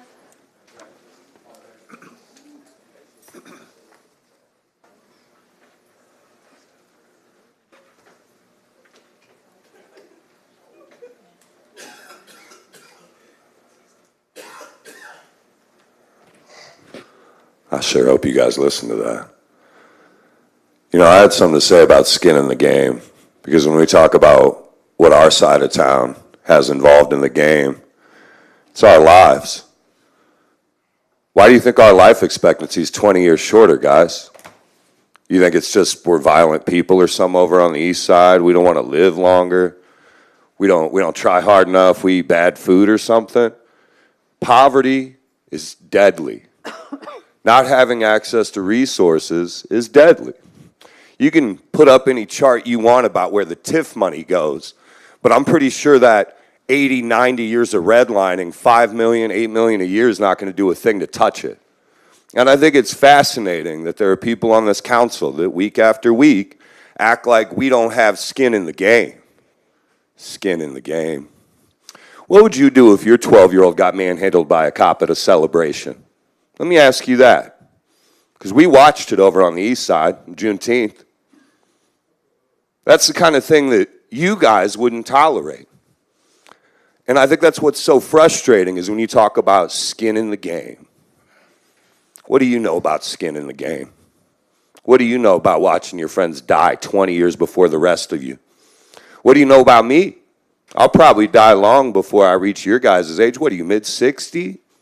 I probably won't make it there. The conditions I grew up in, the addictions I gave myself from the lack of access I had and the anger I felt growing up in abject poverty. You want to talk to me about skin in the game? You have no idea what it took for someone like me to escape that level of poverty. And I don't even know how bad it really is. There's people who have it much, much worse than me that'll never get out. And you talk about skin in the game. We need to put some money up. Money up. You don't even know how broke we are. Our families don't have money. I'm the first person in my family to get a master's degree. Most of the friends I have convictions, not degrees. We spent our early years in police handcuffs. I had somebody mock me for my DUI when I was 21. You know what my BA was? 0. It's to teach me a lesson, because I'd arrived in Grandview and I already had a reputation from where I lived for the crimes I committed as a youth to try and survive. Because that's the kind of skin I had in the game. Nobody was going to privilege me. Nobody gave me access. I didn't grow up knowing that I'd get to go to college. You know what my high school principal told me? You'll be dead or in prison by 25. People like you don't go anywhere, Ken. And you think I'm the first person he said that to? It's just frustrating, because when we talk about what the east side or other areas of town need, and we talk about skin in the game, you think of dollars and I think of lives. I think of all the people I grew up with that have no idea where I made it, because they're dead. They're dead. They're in prison. They're out of touch. You can't find them because they don't exist in the same way that you guys get to exist, because our skin in the game was our lives. We put our lives on the line. So it's just weird to me when we get up here and we talk about this stuff. I want to congratulate everybody on the council that voted yes on those 3 ordinances tonight, because that was the right thing to do. And it's frustrating that, you know, when there's a holdout or when we have to do these discussions, it's just, again, I challenge you to just go to that side of town and ask yourself what those differences are and why they are. You can tell yourself a million reasons, but the quite simple fact is there has been intergenerational efforts. And the idea of skin in the game, I'll tell you where we all have skin in the game. It's fixing decades of white supremacy, of institutional and systemic racism, of intentional behavior by people against black human beings nationwide. This isn't like it's unique to Springfield, Illinois. And it's not just black people. It's Native Americans. It's Hispanic people. It's a long list of people because this is a white supremacist nation. And your skin in the game, the part you should play, is helping overcome that. Not continuing the same practices, not asking more of people that already don't have anything to start with. It's just, you know, I want to end on a message of hope because I feel like even beyond this council, things are really bad outside of here. Like, we all saw that Supreme Court decision that landed. And if you don't believe that's a bad, bad, bad thing, I encourage you to go talk to someone who understands the law better than you.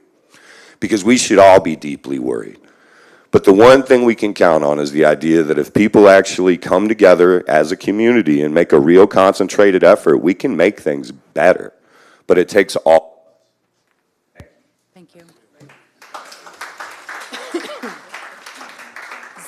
Zachary Long.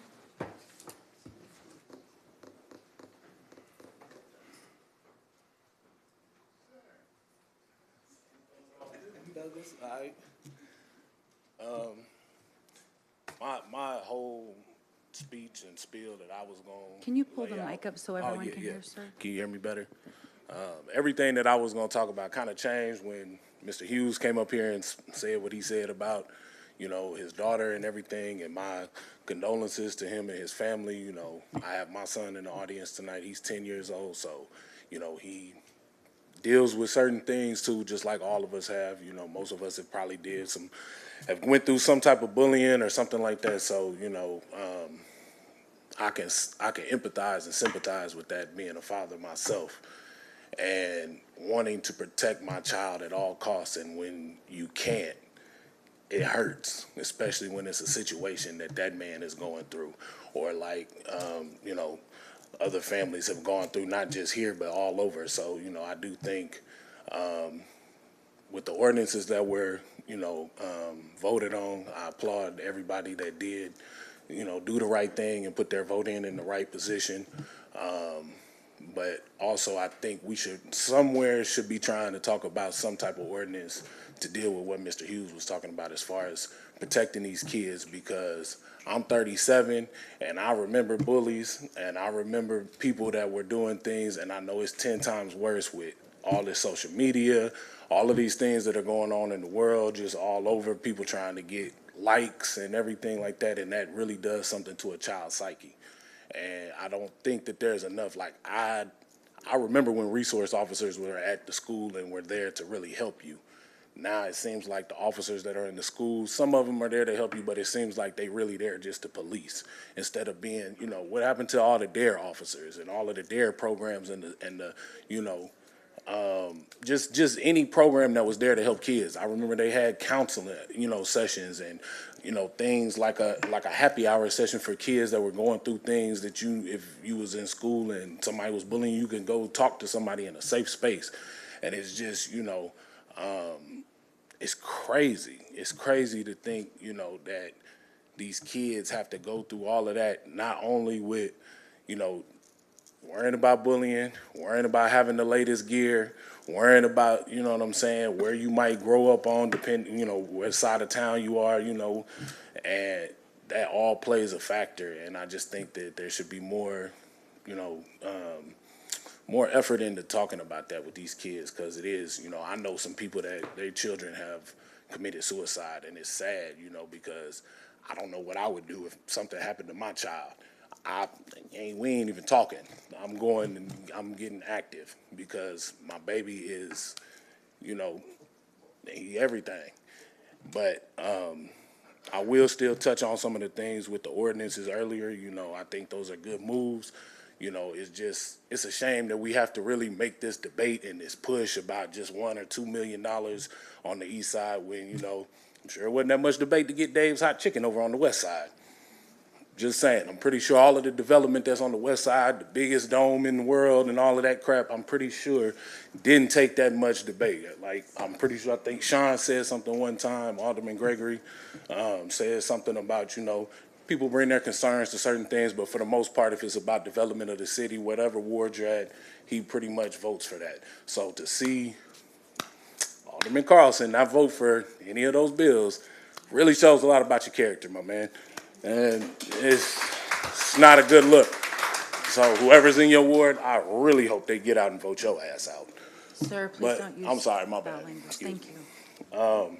But, you know, also with the, you know, the history across the tracks, you know, I think that's also a good idea just because, you know, we have a lot of, you know, different diverse communities around Springfield that I feel like, you know, could really come together and do good things, you know, whether you black, white, Mexican, Asian, whatever you are. I think we all let these train tracks really keep us divided and segregated, and we're not that big of a city to not come together in some kind of way where we're dealing with things on everybody's side of town. So I've kind of been in a productive stage over the last, I'll say, year with everything with, you know, Sonia Massey, rest in peace to her and her 1-year anniversary. The history across the tracks is kind of something I've been thinking about doing my own organization called The Culture, so I'm going to push that out to everybody. I think we all need to come together and have some hard discussions, whatever background you're from, put that all at the table, come to the barbershop like, you know what I'm saying, black folks do, and come to the barbecue or something. Just really have meaningful conversations that maybe might change certain older people's minds about certain things. You never know if you don't come to the barbecue, Alderman Carlson, you might really like it. We don't put racials in our stuff over here. We'd be good. I'm just saying, I just think we all really just need to come together because, you know, with the state of the world, with everything that's going on with them children and we need more unity. I think we should, you know what I'm saying, that would have been a really, really good look for everybody to be against all 3 of those ordinances. So that was my time. Tom Raymond.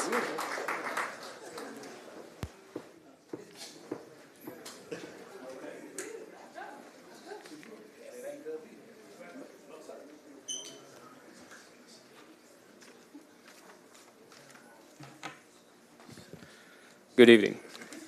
My name is Tom Raymond. I'm a resident of Ward 5 and the owner of the Cat's Pajamas Cat Cafe in Ward 2, just a couple of blocks away from here. 2 weeks ago, I spoke about how Springfield can be a place where creativity, community, and courage come together to build something truly extraordinary. Tonight, I want to continue that spirit by celebrating some of the wonderful moments we've recently shared downtown, while also highlighting urgent challenges we must address together. First, I want to recognize the incredible success of Paint the Street, hosted by the Springfield Art Association. Seeing hundreds of residents, students, and local artists transform Washington Street into a vibrant canvas remind me why so many of us choose to live and invest downtown.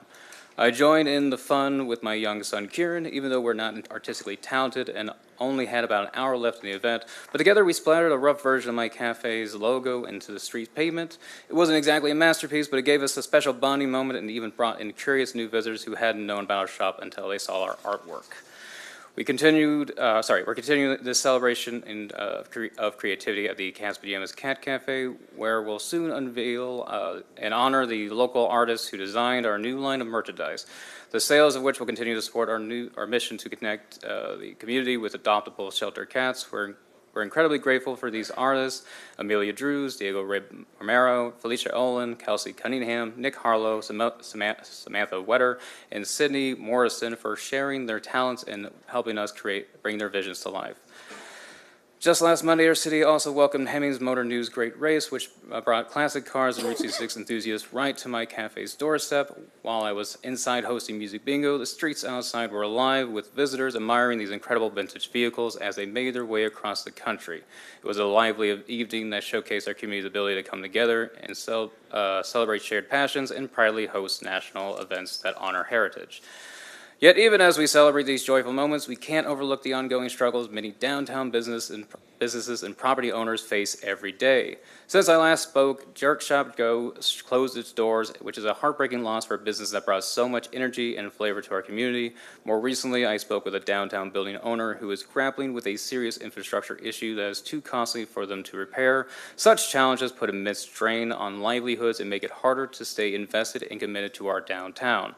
I share these stories not to focus on individual hardships, but to highlight a larger truth.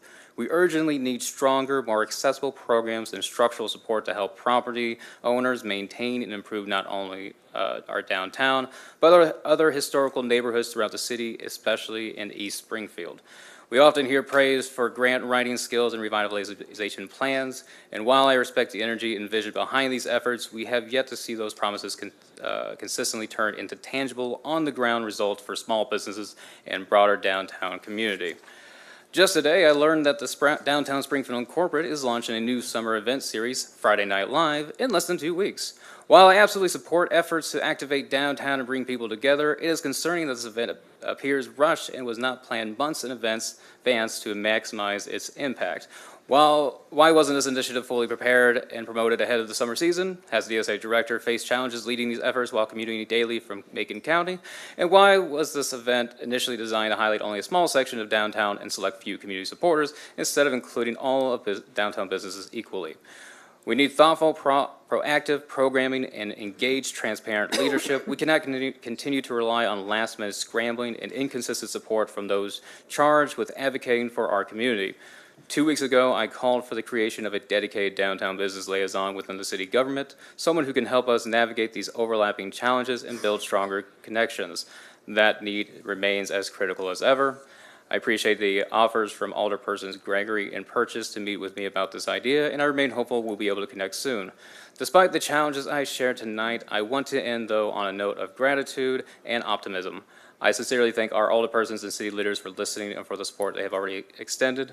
My hope is that my words tonight encourage us not to celebrate our shared successes, but also work together to strengthen the support and infrastructure that will make future celebrations possible and even more vibrant. Let's work together to ensure Springfield is a place of opportunity, resilience, and community pride, not just as a vision, but as something we can all see and feel on our streets, in our buildings, and through the heart of our city. Thank you. Thank you, sir.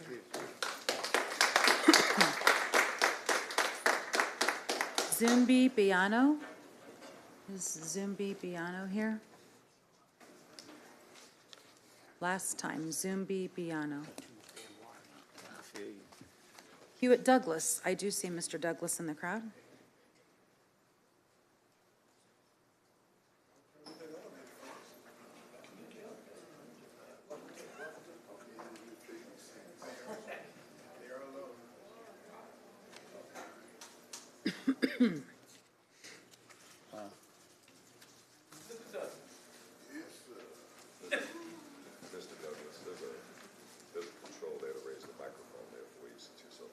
I don't need no microphone adjustment. Good evening. Good evening, sir. You know why I'm here. Should know why I'm here. Lincoln Tower is still falling apart, as far as I'm concerned. Management there is not doing a great job. We know something's going on there, corporate counsel, and we know this city knows about it. But they don't tell us that live there anything. Evidently, there's permits, violations, fire department issues, fire protection issues. I come here before talking about the elevator, talking about the safety and need to have relevant and efficient elevators. They're working on the elevators. They gave us a big picture of a new elevator coming.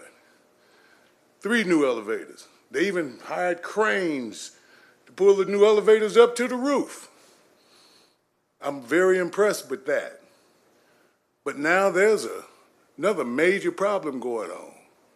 Mayor, we need to know why 5 employees, they got 1 manager, 1 leasing agent, 1 cleaning lady, 1 concierge, and 1 maintenance guy. They were all told 2 years ago when this new company, Frontier, came in, that their work schedules would change. The cleaning lady used to come in 6, work till about 3, 4, concierge 5 to 11, maintenance, of course, all day long, manager just during the day. Now all of a sudden they got to do a 24-hour walk around to the building. I'm scared as hell. I'm wondering why the hell they got to walk around 24 hours to protect me while I'm asleep. Don't nobody come in my building between 11 and 5 in the morning, except maybe Sean Gregory if he over that way. It ain't me. But again, It ain't me. I don't understand it, man. It's a problem to us that live there. We pay the taxes in this city. We pay for the taxes that they pay. I hope they're not behind on their taxes because I'm not behind on my rent. Okay? So I need to know, and I may have to FOIA any information, but it's ridiculous to have folks lie to people as they come in about parking. They're telling people when they come in, don't worry, we'll have parking done in a year. That's the biggest lie of all time. They've been telling me that for 8 years. It crumbled 5 years ago. Evidently, they couldn't go to court and get an extension because the court gave them too damn many chances to extend already. I do apologize. I get loud sometime when I get upset. And if you think that was loud, that ain't nothing. But I hold myself back because that was a volume 3. And I just want y'all to know I love every one of y'all. Brad, you my man. You got to have some opposition. If don't nobody have opposition, then you think everything going okay. It's okay to vote your way. Each one of you. Because I'm begging y'all to talk to the city council. Leaving it on you again. To do something about this building. This is a premier location right next to the state capitol complex. I'm just telling you, something's going on over there that needs to be corrected. Pressure needs to be put on whoever owns this stuff. They raised our rent. I guarantee you, they raised our rent almost 15 to 20%. That's ridiculous. But they hadn't raised it for about 5 years, so I didn't mind, you know. But the thing is, it's very important that Lincoln Tower have some respect. Now, let me move to my next issue. These damn trains. I can't stand it. You lied to me. Not you. They lied when they said, oh, it's going to be built and finished by 2024. Then it's 2025. Now it's 2027. I'm tired of these trains blowing horns all day and all night long. I feel sorry for the East Side. Because when you get it, now ain't but 30, 40 trains a day. Guess what's going to happen when 60 to 75 trains a day? Blowing the horn, waking people up, disturbing your dog, shaking your house. It's bad enough. I mean, I believe there's an ordinance in this city that them damn trains supposed to be quiet coming through here. They don't care what you want, Mayor. Evidently, so I hope you get pissed off enough to go to whoever in the railroad and tell them they got to stop all of this horn blowing. Give me that Amtrak bell. Bing, bing, bing, bing, bing. That'd be fine with me. And if you say it's about safety, every one of those crossings now have a gate to keep people from walking across. Have a gate for the car. So I appreciate you giving me time to talk about what I got to talk about. And you know I love the East Side. You know, it's y'all been dumped on, yeah, for a while. Thank you. Thank you. Mr. Hewitt, we'll follow up with you. Thank you, Mr. Vanessa Knox, I don't see Ms. Knox. Just making sure she's not sitting where I can't see. Vanessa Knox? Okay, I didn't see her. Roy Walton? Roy Walton? Good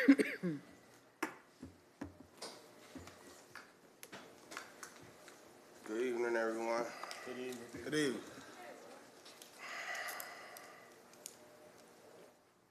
First of all, I want to start like I did last time with a few definitions. It's called discrimination.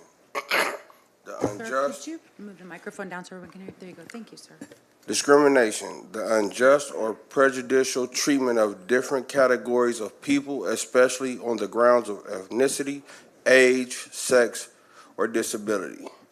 Definition 2, to treat a person or particular group of people differently, especially in a worse way from the way in which you treat other people because of their race, gender, or sexuality. Misconduct. unacceptable or improper behavior, especially by an employee or a professional person. Mismanagement, especially culpable neglect of duties, behaving in an improper or unprofessional manner. The legal definition of misconduct: wrongful or unlawful behavior. In criminal law, misconduct often refers to official misconduct and sexual misconduct. Employees that behavior is inappropriate for the workplace and negatively impacts the employee's work environment or peers.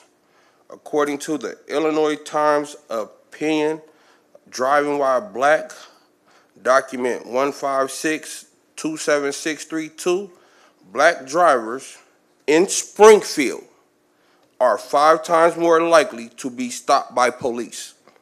According to an article, a woman with a souped-up Dodge Charger with a black passenger was stopped when asked officers for the RAS, which is your reasonable articulable suspicion.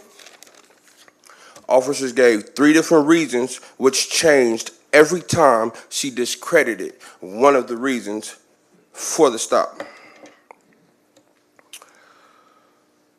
Once she discredited the issues, she was released without a ticket or a warning for an infraction. This information was released by Illinois Department of Transportation study. It shows black drivers accounted for 46.2% of all traffic stops by Springfield Police Department. According to the U.S. Census Bureau, black people only make up 20.4% of the city's population. How does this make sense? IDOT data consistently shows a traffic stop disparity in each of the last 17 years when compared by race. Officers in question of this treatment: SPDs, street crime units on the east side. I'm confused. How is this? I've been coming and complaining, or not even complaining, but making people aware of what you can do when you're dealing with an officer, or what you can do when leadership doesn't do what they're supposed to do, per se. I've addressed you, Mayor. I've even assisted you with helping people find out what agencies you could turn to.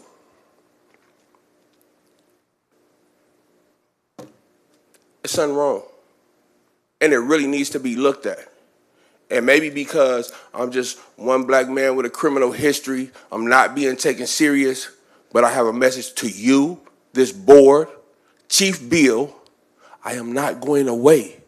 I will be here to make sure something gets done about this. I made a complaint with Internal Affairs and still have not been given a proper police report number, because in order to cover up the complaint, they refused to put my letter in front of my complaint number, which should have been an S in front of my complaint number.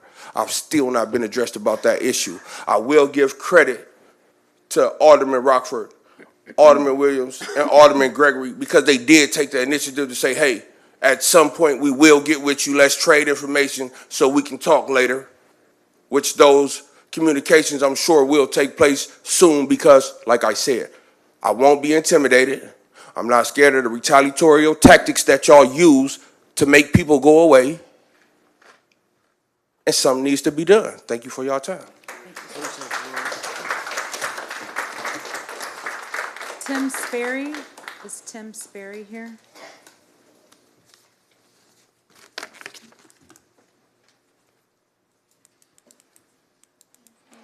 Thank you. They're all different.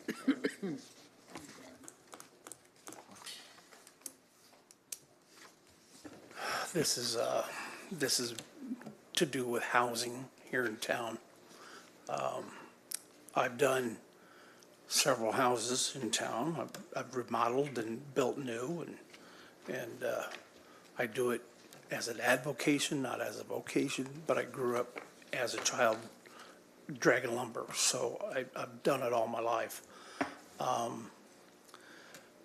I've been over in the Harvard Park area. I've done 2 houses there. And I found it very difficult to deal with the city as far as owner-occupant doing these housing projects. I do know, it does take me longer than normal, because I do all the stuff myself, and I can pass all the codes. I've done it for my life. So they say there's a housing problem, a housing shortage in town. From what I'm seeing, there are a lot of vacant houses, a lot of vacant houses. And to let remodelers, builders, developers go in and do their thing, they need to be unencumbered. It's really tough to navigate through all the hoops and stuff to get it set up as to where you can actually go and do something on a property. I understand you have to have permits, you have to have inspections, and I don't have a problem with that at all. I took the house that you're looking at off of the demolition list. It was condemned to be demolished. Well, that house was a brick home, had excellent bones. It just needed some TLC. I went in, I did some restructuring on the house. It had structural problems. And for somebody that knows what they're doing, you can go in there and you can build the structure the way it needs to be. It just is just very difficult to schedule, to schedule the inspections and to come in and fill out the paperwork. This house particular, I was called in, I would say at least 25 times to corporate counsel to get it off the demolition list, and they were checking my progress. Of course, one guy can only work so fast. But that house now, you can see the pictures, it's turning out into be a very good property. And I don't know what it'll take for the city to go along and check out some of these vacant properties, but to just let a house sit there is not good on a house. So with any fortitude, any luck, need to go around, write down the addresses of the vacant properties. Some of them have been sitting for 2 years, some have been sitting longer than that, and nothing gets done. You can keep an eye on them, and you see gutters start falling off, hole in the roof, things, it deteriorates and has no reason to do that with a remodeler, developer, construction to go in and redo that house and make it livable. And some of the houses that are out, a lot of them are on the east side, and they have good bones. They can be fixed up. We just need to, I don't know if, let back on some of the regulations and let these people go in there and do their thing, and you'll have a lot of nice homes. So I'm here to speak my point, but it shouldn't be so difficult to get it done.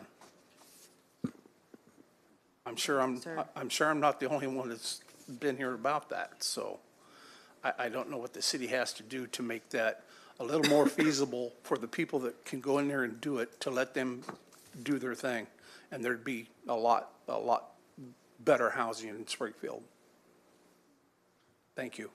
If you'll stay there, I know that one of our alderpersons has signed up to speak, but I wanted to address that Director Fuchs is over in your left-hand column. If you look in the back, there's a man sitting by there you go. Yeah. Would you stop and speak to him, because he actually manages the inspectors, so that you can tell him what you would like to see changed. Okay. But first, if you'll stay put for 1 minute, Alderwoman Notriano signed up to speak. So. Thank you, Mayor.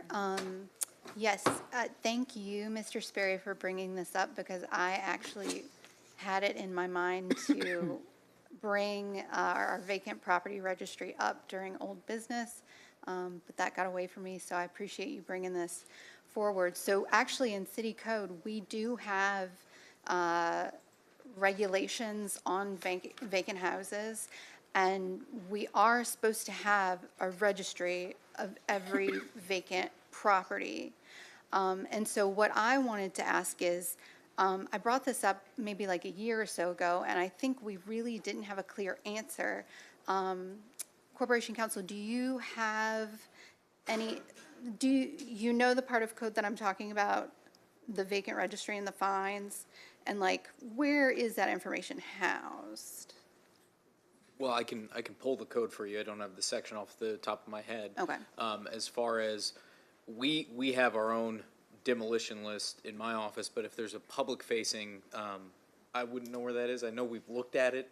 So we've previewed the it. city clerk has a registration of houses for different things, but I don't believe that that is, and I'm sorry, I can't bring up the part of code, but I don't believe that that is it. I fear that perhaps this was something that was passed and never implemented, perhaps. But We can ask all the agencies and follow up with you, Alderwoman, and Yeah. all the alders, actually. sure, yeah, that'd be great, because I am aware of the vacant houses. They, there's a lot of them in Ward 6 as well. And you're absolutely right. It would be a boon to the neighborhood to have these renovated and get people living in them, because right now, they're sources of concern and major problems. So thank you. Thank you. Thank you. If you would, Mr. Sperry, definitely go see Director Fuchs, please. Yes, ma'am. Thank you, sir. Oh, sorry. I apologize, Mr. Sperry. Alderman Williams. No, I just want to chime in that I've been dealing with this a while. And once, I'll just say it like this, once it's in legal or court system, it kills all the timelines. Now you're on the judge's time. You know what I'm saying? And the judge, all he got to do is stay at another extended or, play that court game. And all this time passes, and it appears to the public like no one cares about the house, no one's trying to do anything. Miss Ramey left really, but she's really interested in a particular house that out-of-town landlord. But once it's in legal, real estate is really tough. You just got to go through all the processes before a city can even get it on the demo list or be able to give it to someone else to do something with. It's a little more complicated than that, and I just wanted you to understand that a lot of times these vacant homes, I just got one down that was up and vacant for 30 years. That's a long time, in a beautiful subdivision, by the way. So, and they are all over the city, I will say that too. But it's a little more complicated because of our system we have once it gets into the legal process of trying to make that landlord make up their mind on what they're going to do. Are they going to prepare? Are they going to agree to repair? Or are we going to demo it? Or what's going to go on? It's a lot of rights involved, and it really is a slow process. So I just wanted to mention that to the Alderwoman as well. So thank you. Thank you, Alderman. Alderwoman Purchase. Thank you, Mayor. And I just wanted to say thank you for the work that you did to that property. Before I even became an elected official, I had went and got my home in Enos Park. It was 3 days away from being demolished. What I found that was very soothing for me dealing with the inspectors is being proactive, bringing in my steps of what I was going to do to that home since it was inhabitable. And I think sometimes, too, it's just the education when we get people in a group to talk about how that process works. And nobody best can do it but you and myself who then went through it and say what their challenges were. And also, on top of the challenges, what were the good things about it and bring solutions forward to help us out. That's one of the reasons why I chime in a lot when we're talking about the cost and the increase that has happened over time. But I was just going to say, I think the best thing that you can do, too, as well, is look for the ones that's getting ready to be demolished. Enos Park is older homes. I wanted to have those good bones, them 2x4s, 2x8s, and 2x6s that sometimes you can't even find some of them. And it's just a better structure. It needed the TLC. I just loved everything that you said and just wanted to encourage you to continue doing this because this is what we need. Thank you. Thank you. Come on over to Enos Park. Well, I'm just Thank saying, you, Mr. Sperry. there's remodelers all over town. Black guys, white guys, Hispanic guys, I see everybody wanting to be able to go in and do something to the property, but it's just keeps sitting there deteriorating. There's no sense in it. Thank you. And Director Fuchs, if you'll take some notes to share with us. Thank you, sir. Yeah. Thank you. Ronald Ham?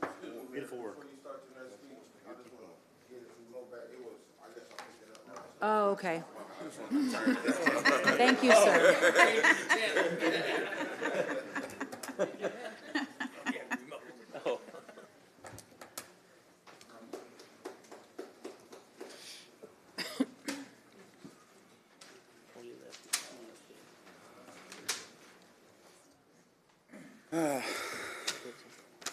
Hey, my name is Ronald Ham. I'm here on behalf of the Land of Lincoln DSA, again, and I am all out of patience. I am here to talk about bad actors, especially bad actors here in the Horseshoe.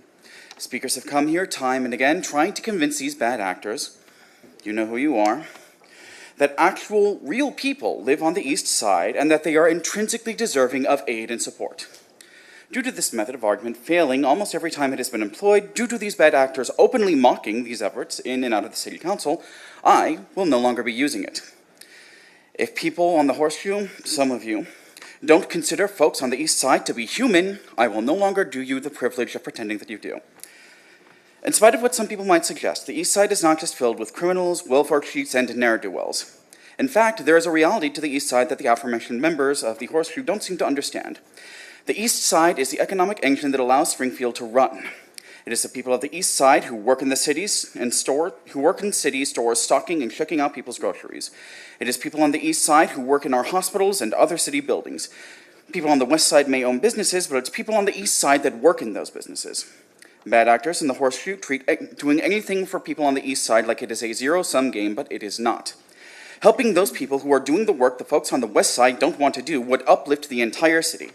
And not helping them, refusing to helping them, isn't just hurting them. If I may paraphrase the words of Lee Atwater, it is hurting everyone, even if it is hurting the people on the West Side the least. It is a loathsome, malicious way of managing the city. I'm sure that this sounds to some of these people like loud bellyaching. Mayor, I know that there are people on the Horseshoe who openly resent those who come before City Council to air their grievances. Ward 7 Alderman, for example, Brad Carlson, is vocal about his contempt for some people who speak to City Council. He frequently says that he doesn't want to hear problems, he wants to hear solutions. The problem is that I can't propose solutions because Carlson is part of the problem. If Carlson wants me to provide a solution, I would tell him, resign. Take your money and bumble off to the Florida Keys like your friend Bruce Rauner. Sir, can you address the chairwoman, please? Thank you. Come again? The rules state that you should address the chairwoman. I am addressing you. Okay.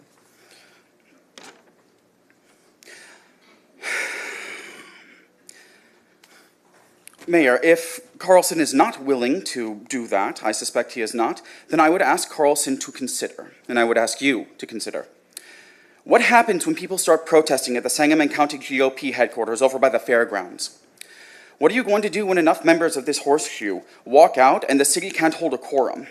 What happens when people on the East Side start organizing strikes?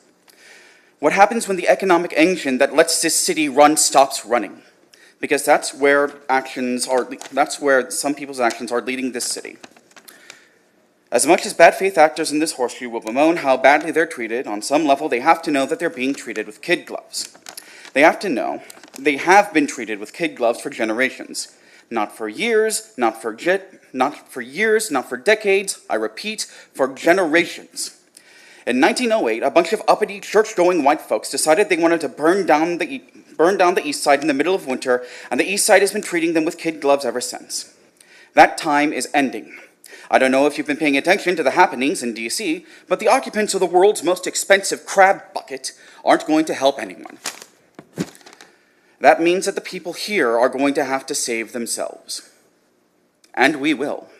The mountains are high and the emperor is far away, but you, Mayor, aldermen, alderpeople, unless one or more members of the Horseshoe packs up and moves to the Florida Keys, you're all stuck with us. The people these bad actors are so strongly admonishing are going to make the world a better place, not just for them, not just for you, but for all of us. And they can do it with you or without you. Thank you, sir. Aiden Dolok? Aiden Dolok? Okay, thank you, sir. Robert Frazier?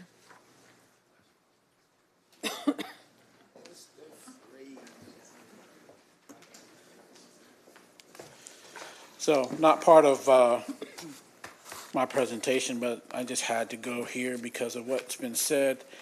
How many of you all are aware of what a hub zone from the federal government is? I'm fairly sure that most people don't know what it is, but it addresses historically underutilized business zone. That's what it stands for. It is a designation by the Small Business Administration, the SBA, for areas in the United States with high poverty rates, high unemployment, or both. I don't know why it is we feel like we have to recreate the wheel when all of this information is in front of us and it's really done by somebody else who's bigger than us. But the information is there. They have a map. If you go on the website, you punch in the zip code or a street address, and they'll tell you whether you're in that address is within the hub zone. These zones are targeted for economic development through federal contracting. Business locations in hub zones can receive preferential treatment and bidding in federal contracts and more. To me, the whole problem of our poverty is surrounding around economic development. If we don't have jobs and people can't work and there's nowhere to work at, how do you expect them to have money? And this is why they come to the city for it. They come to the city for money because they have nowhere else to get it.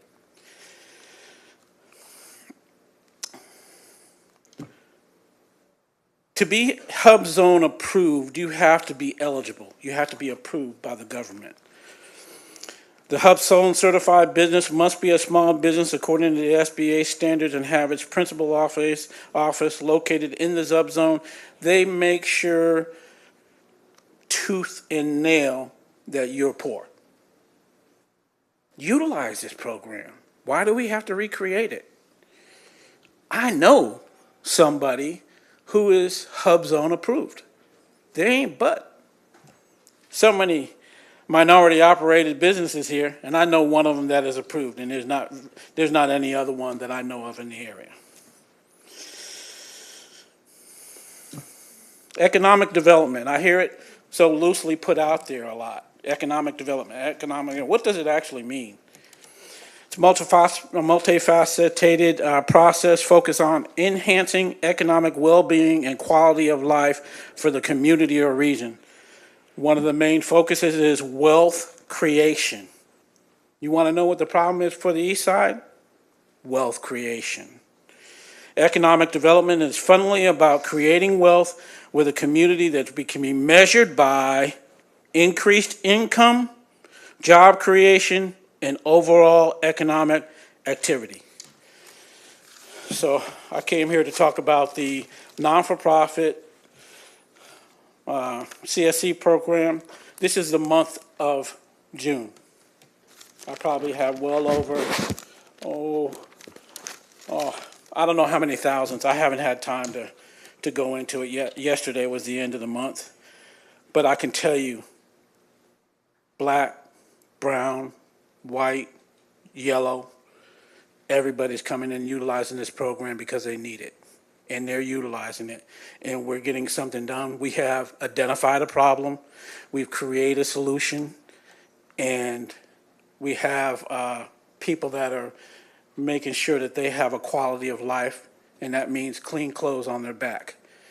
And we're doing a great job. Thank you to the Fat Ass 5K. They donated some money and it was really nice. And so we just look for more help. We appreciate you. I thank you for my time. Hopefully I made the message clear.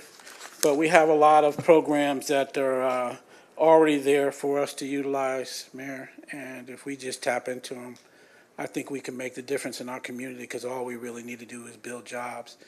And we won't come to the city for any money. We'll be just coming for the good stories about how we've created. And to speak about skin in the game, I work 7 days a week. I probably sleep 4 to 5 hours a day. That's not to brag, but that's the passion. And I know a lot of people in my area, which I'm in the poor side of town, are doing the same thing. We're just trying our best. Thank you, sir. Mayor, Oh, Alderman Williams, sorry. this hub zone, is a federal thing, but is it the individuals applying or the city applies it for it? No, the businesses apply for it. The business The themselves. businesses apply for it. So one of the things that we're not there yet as far as a level of certifying our businesses to be hub zone ready, Okay. right? But I know somebody who is, so why don't we use what we have? Like copy, yeah. To be an example to Yeah. others that the money's not leaving the planet. The hub zone is being recognized by the current administration. They're pushing it. They're taking race out of it. Hub zone is strictly for money, economically depressed areas. Has nothing to do with what color you are. Has nothing to do with ethnicity. Thank you. Thank you. Thank you, Mayor. That's all we have. Motion to adjourn. So moved. We have a motion and a second. All those in favor, please say aye. Those opposed, nay. We are adjourned.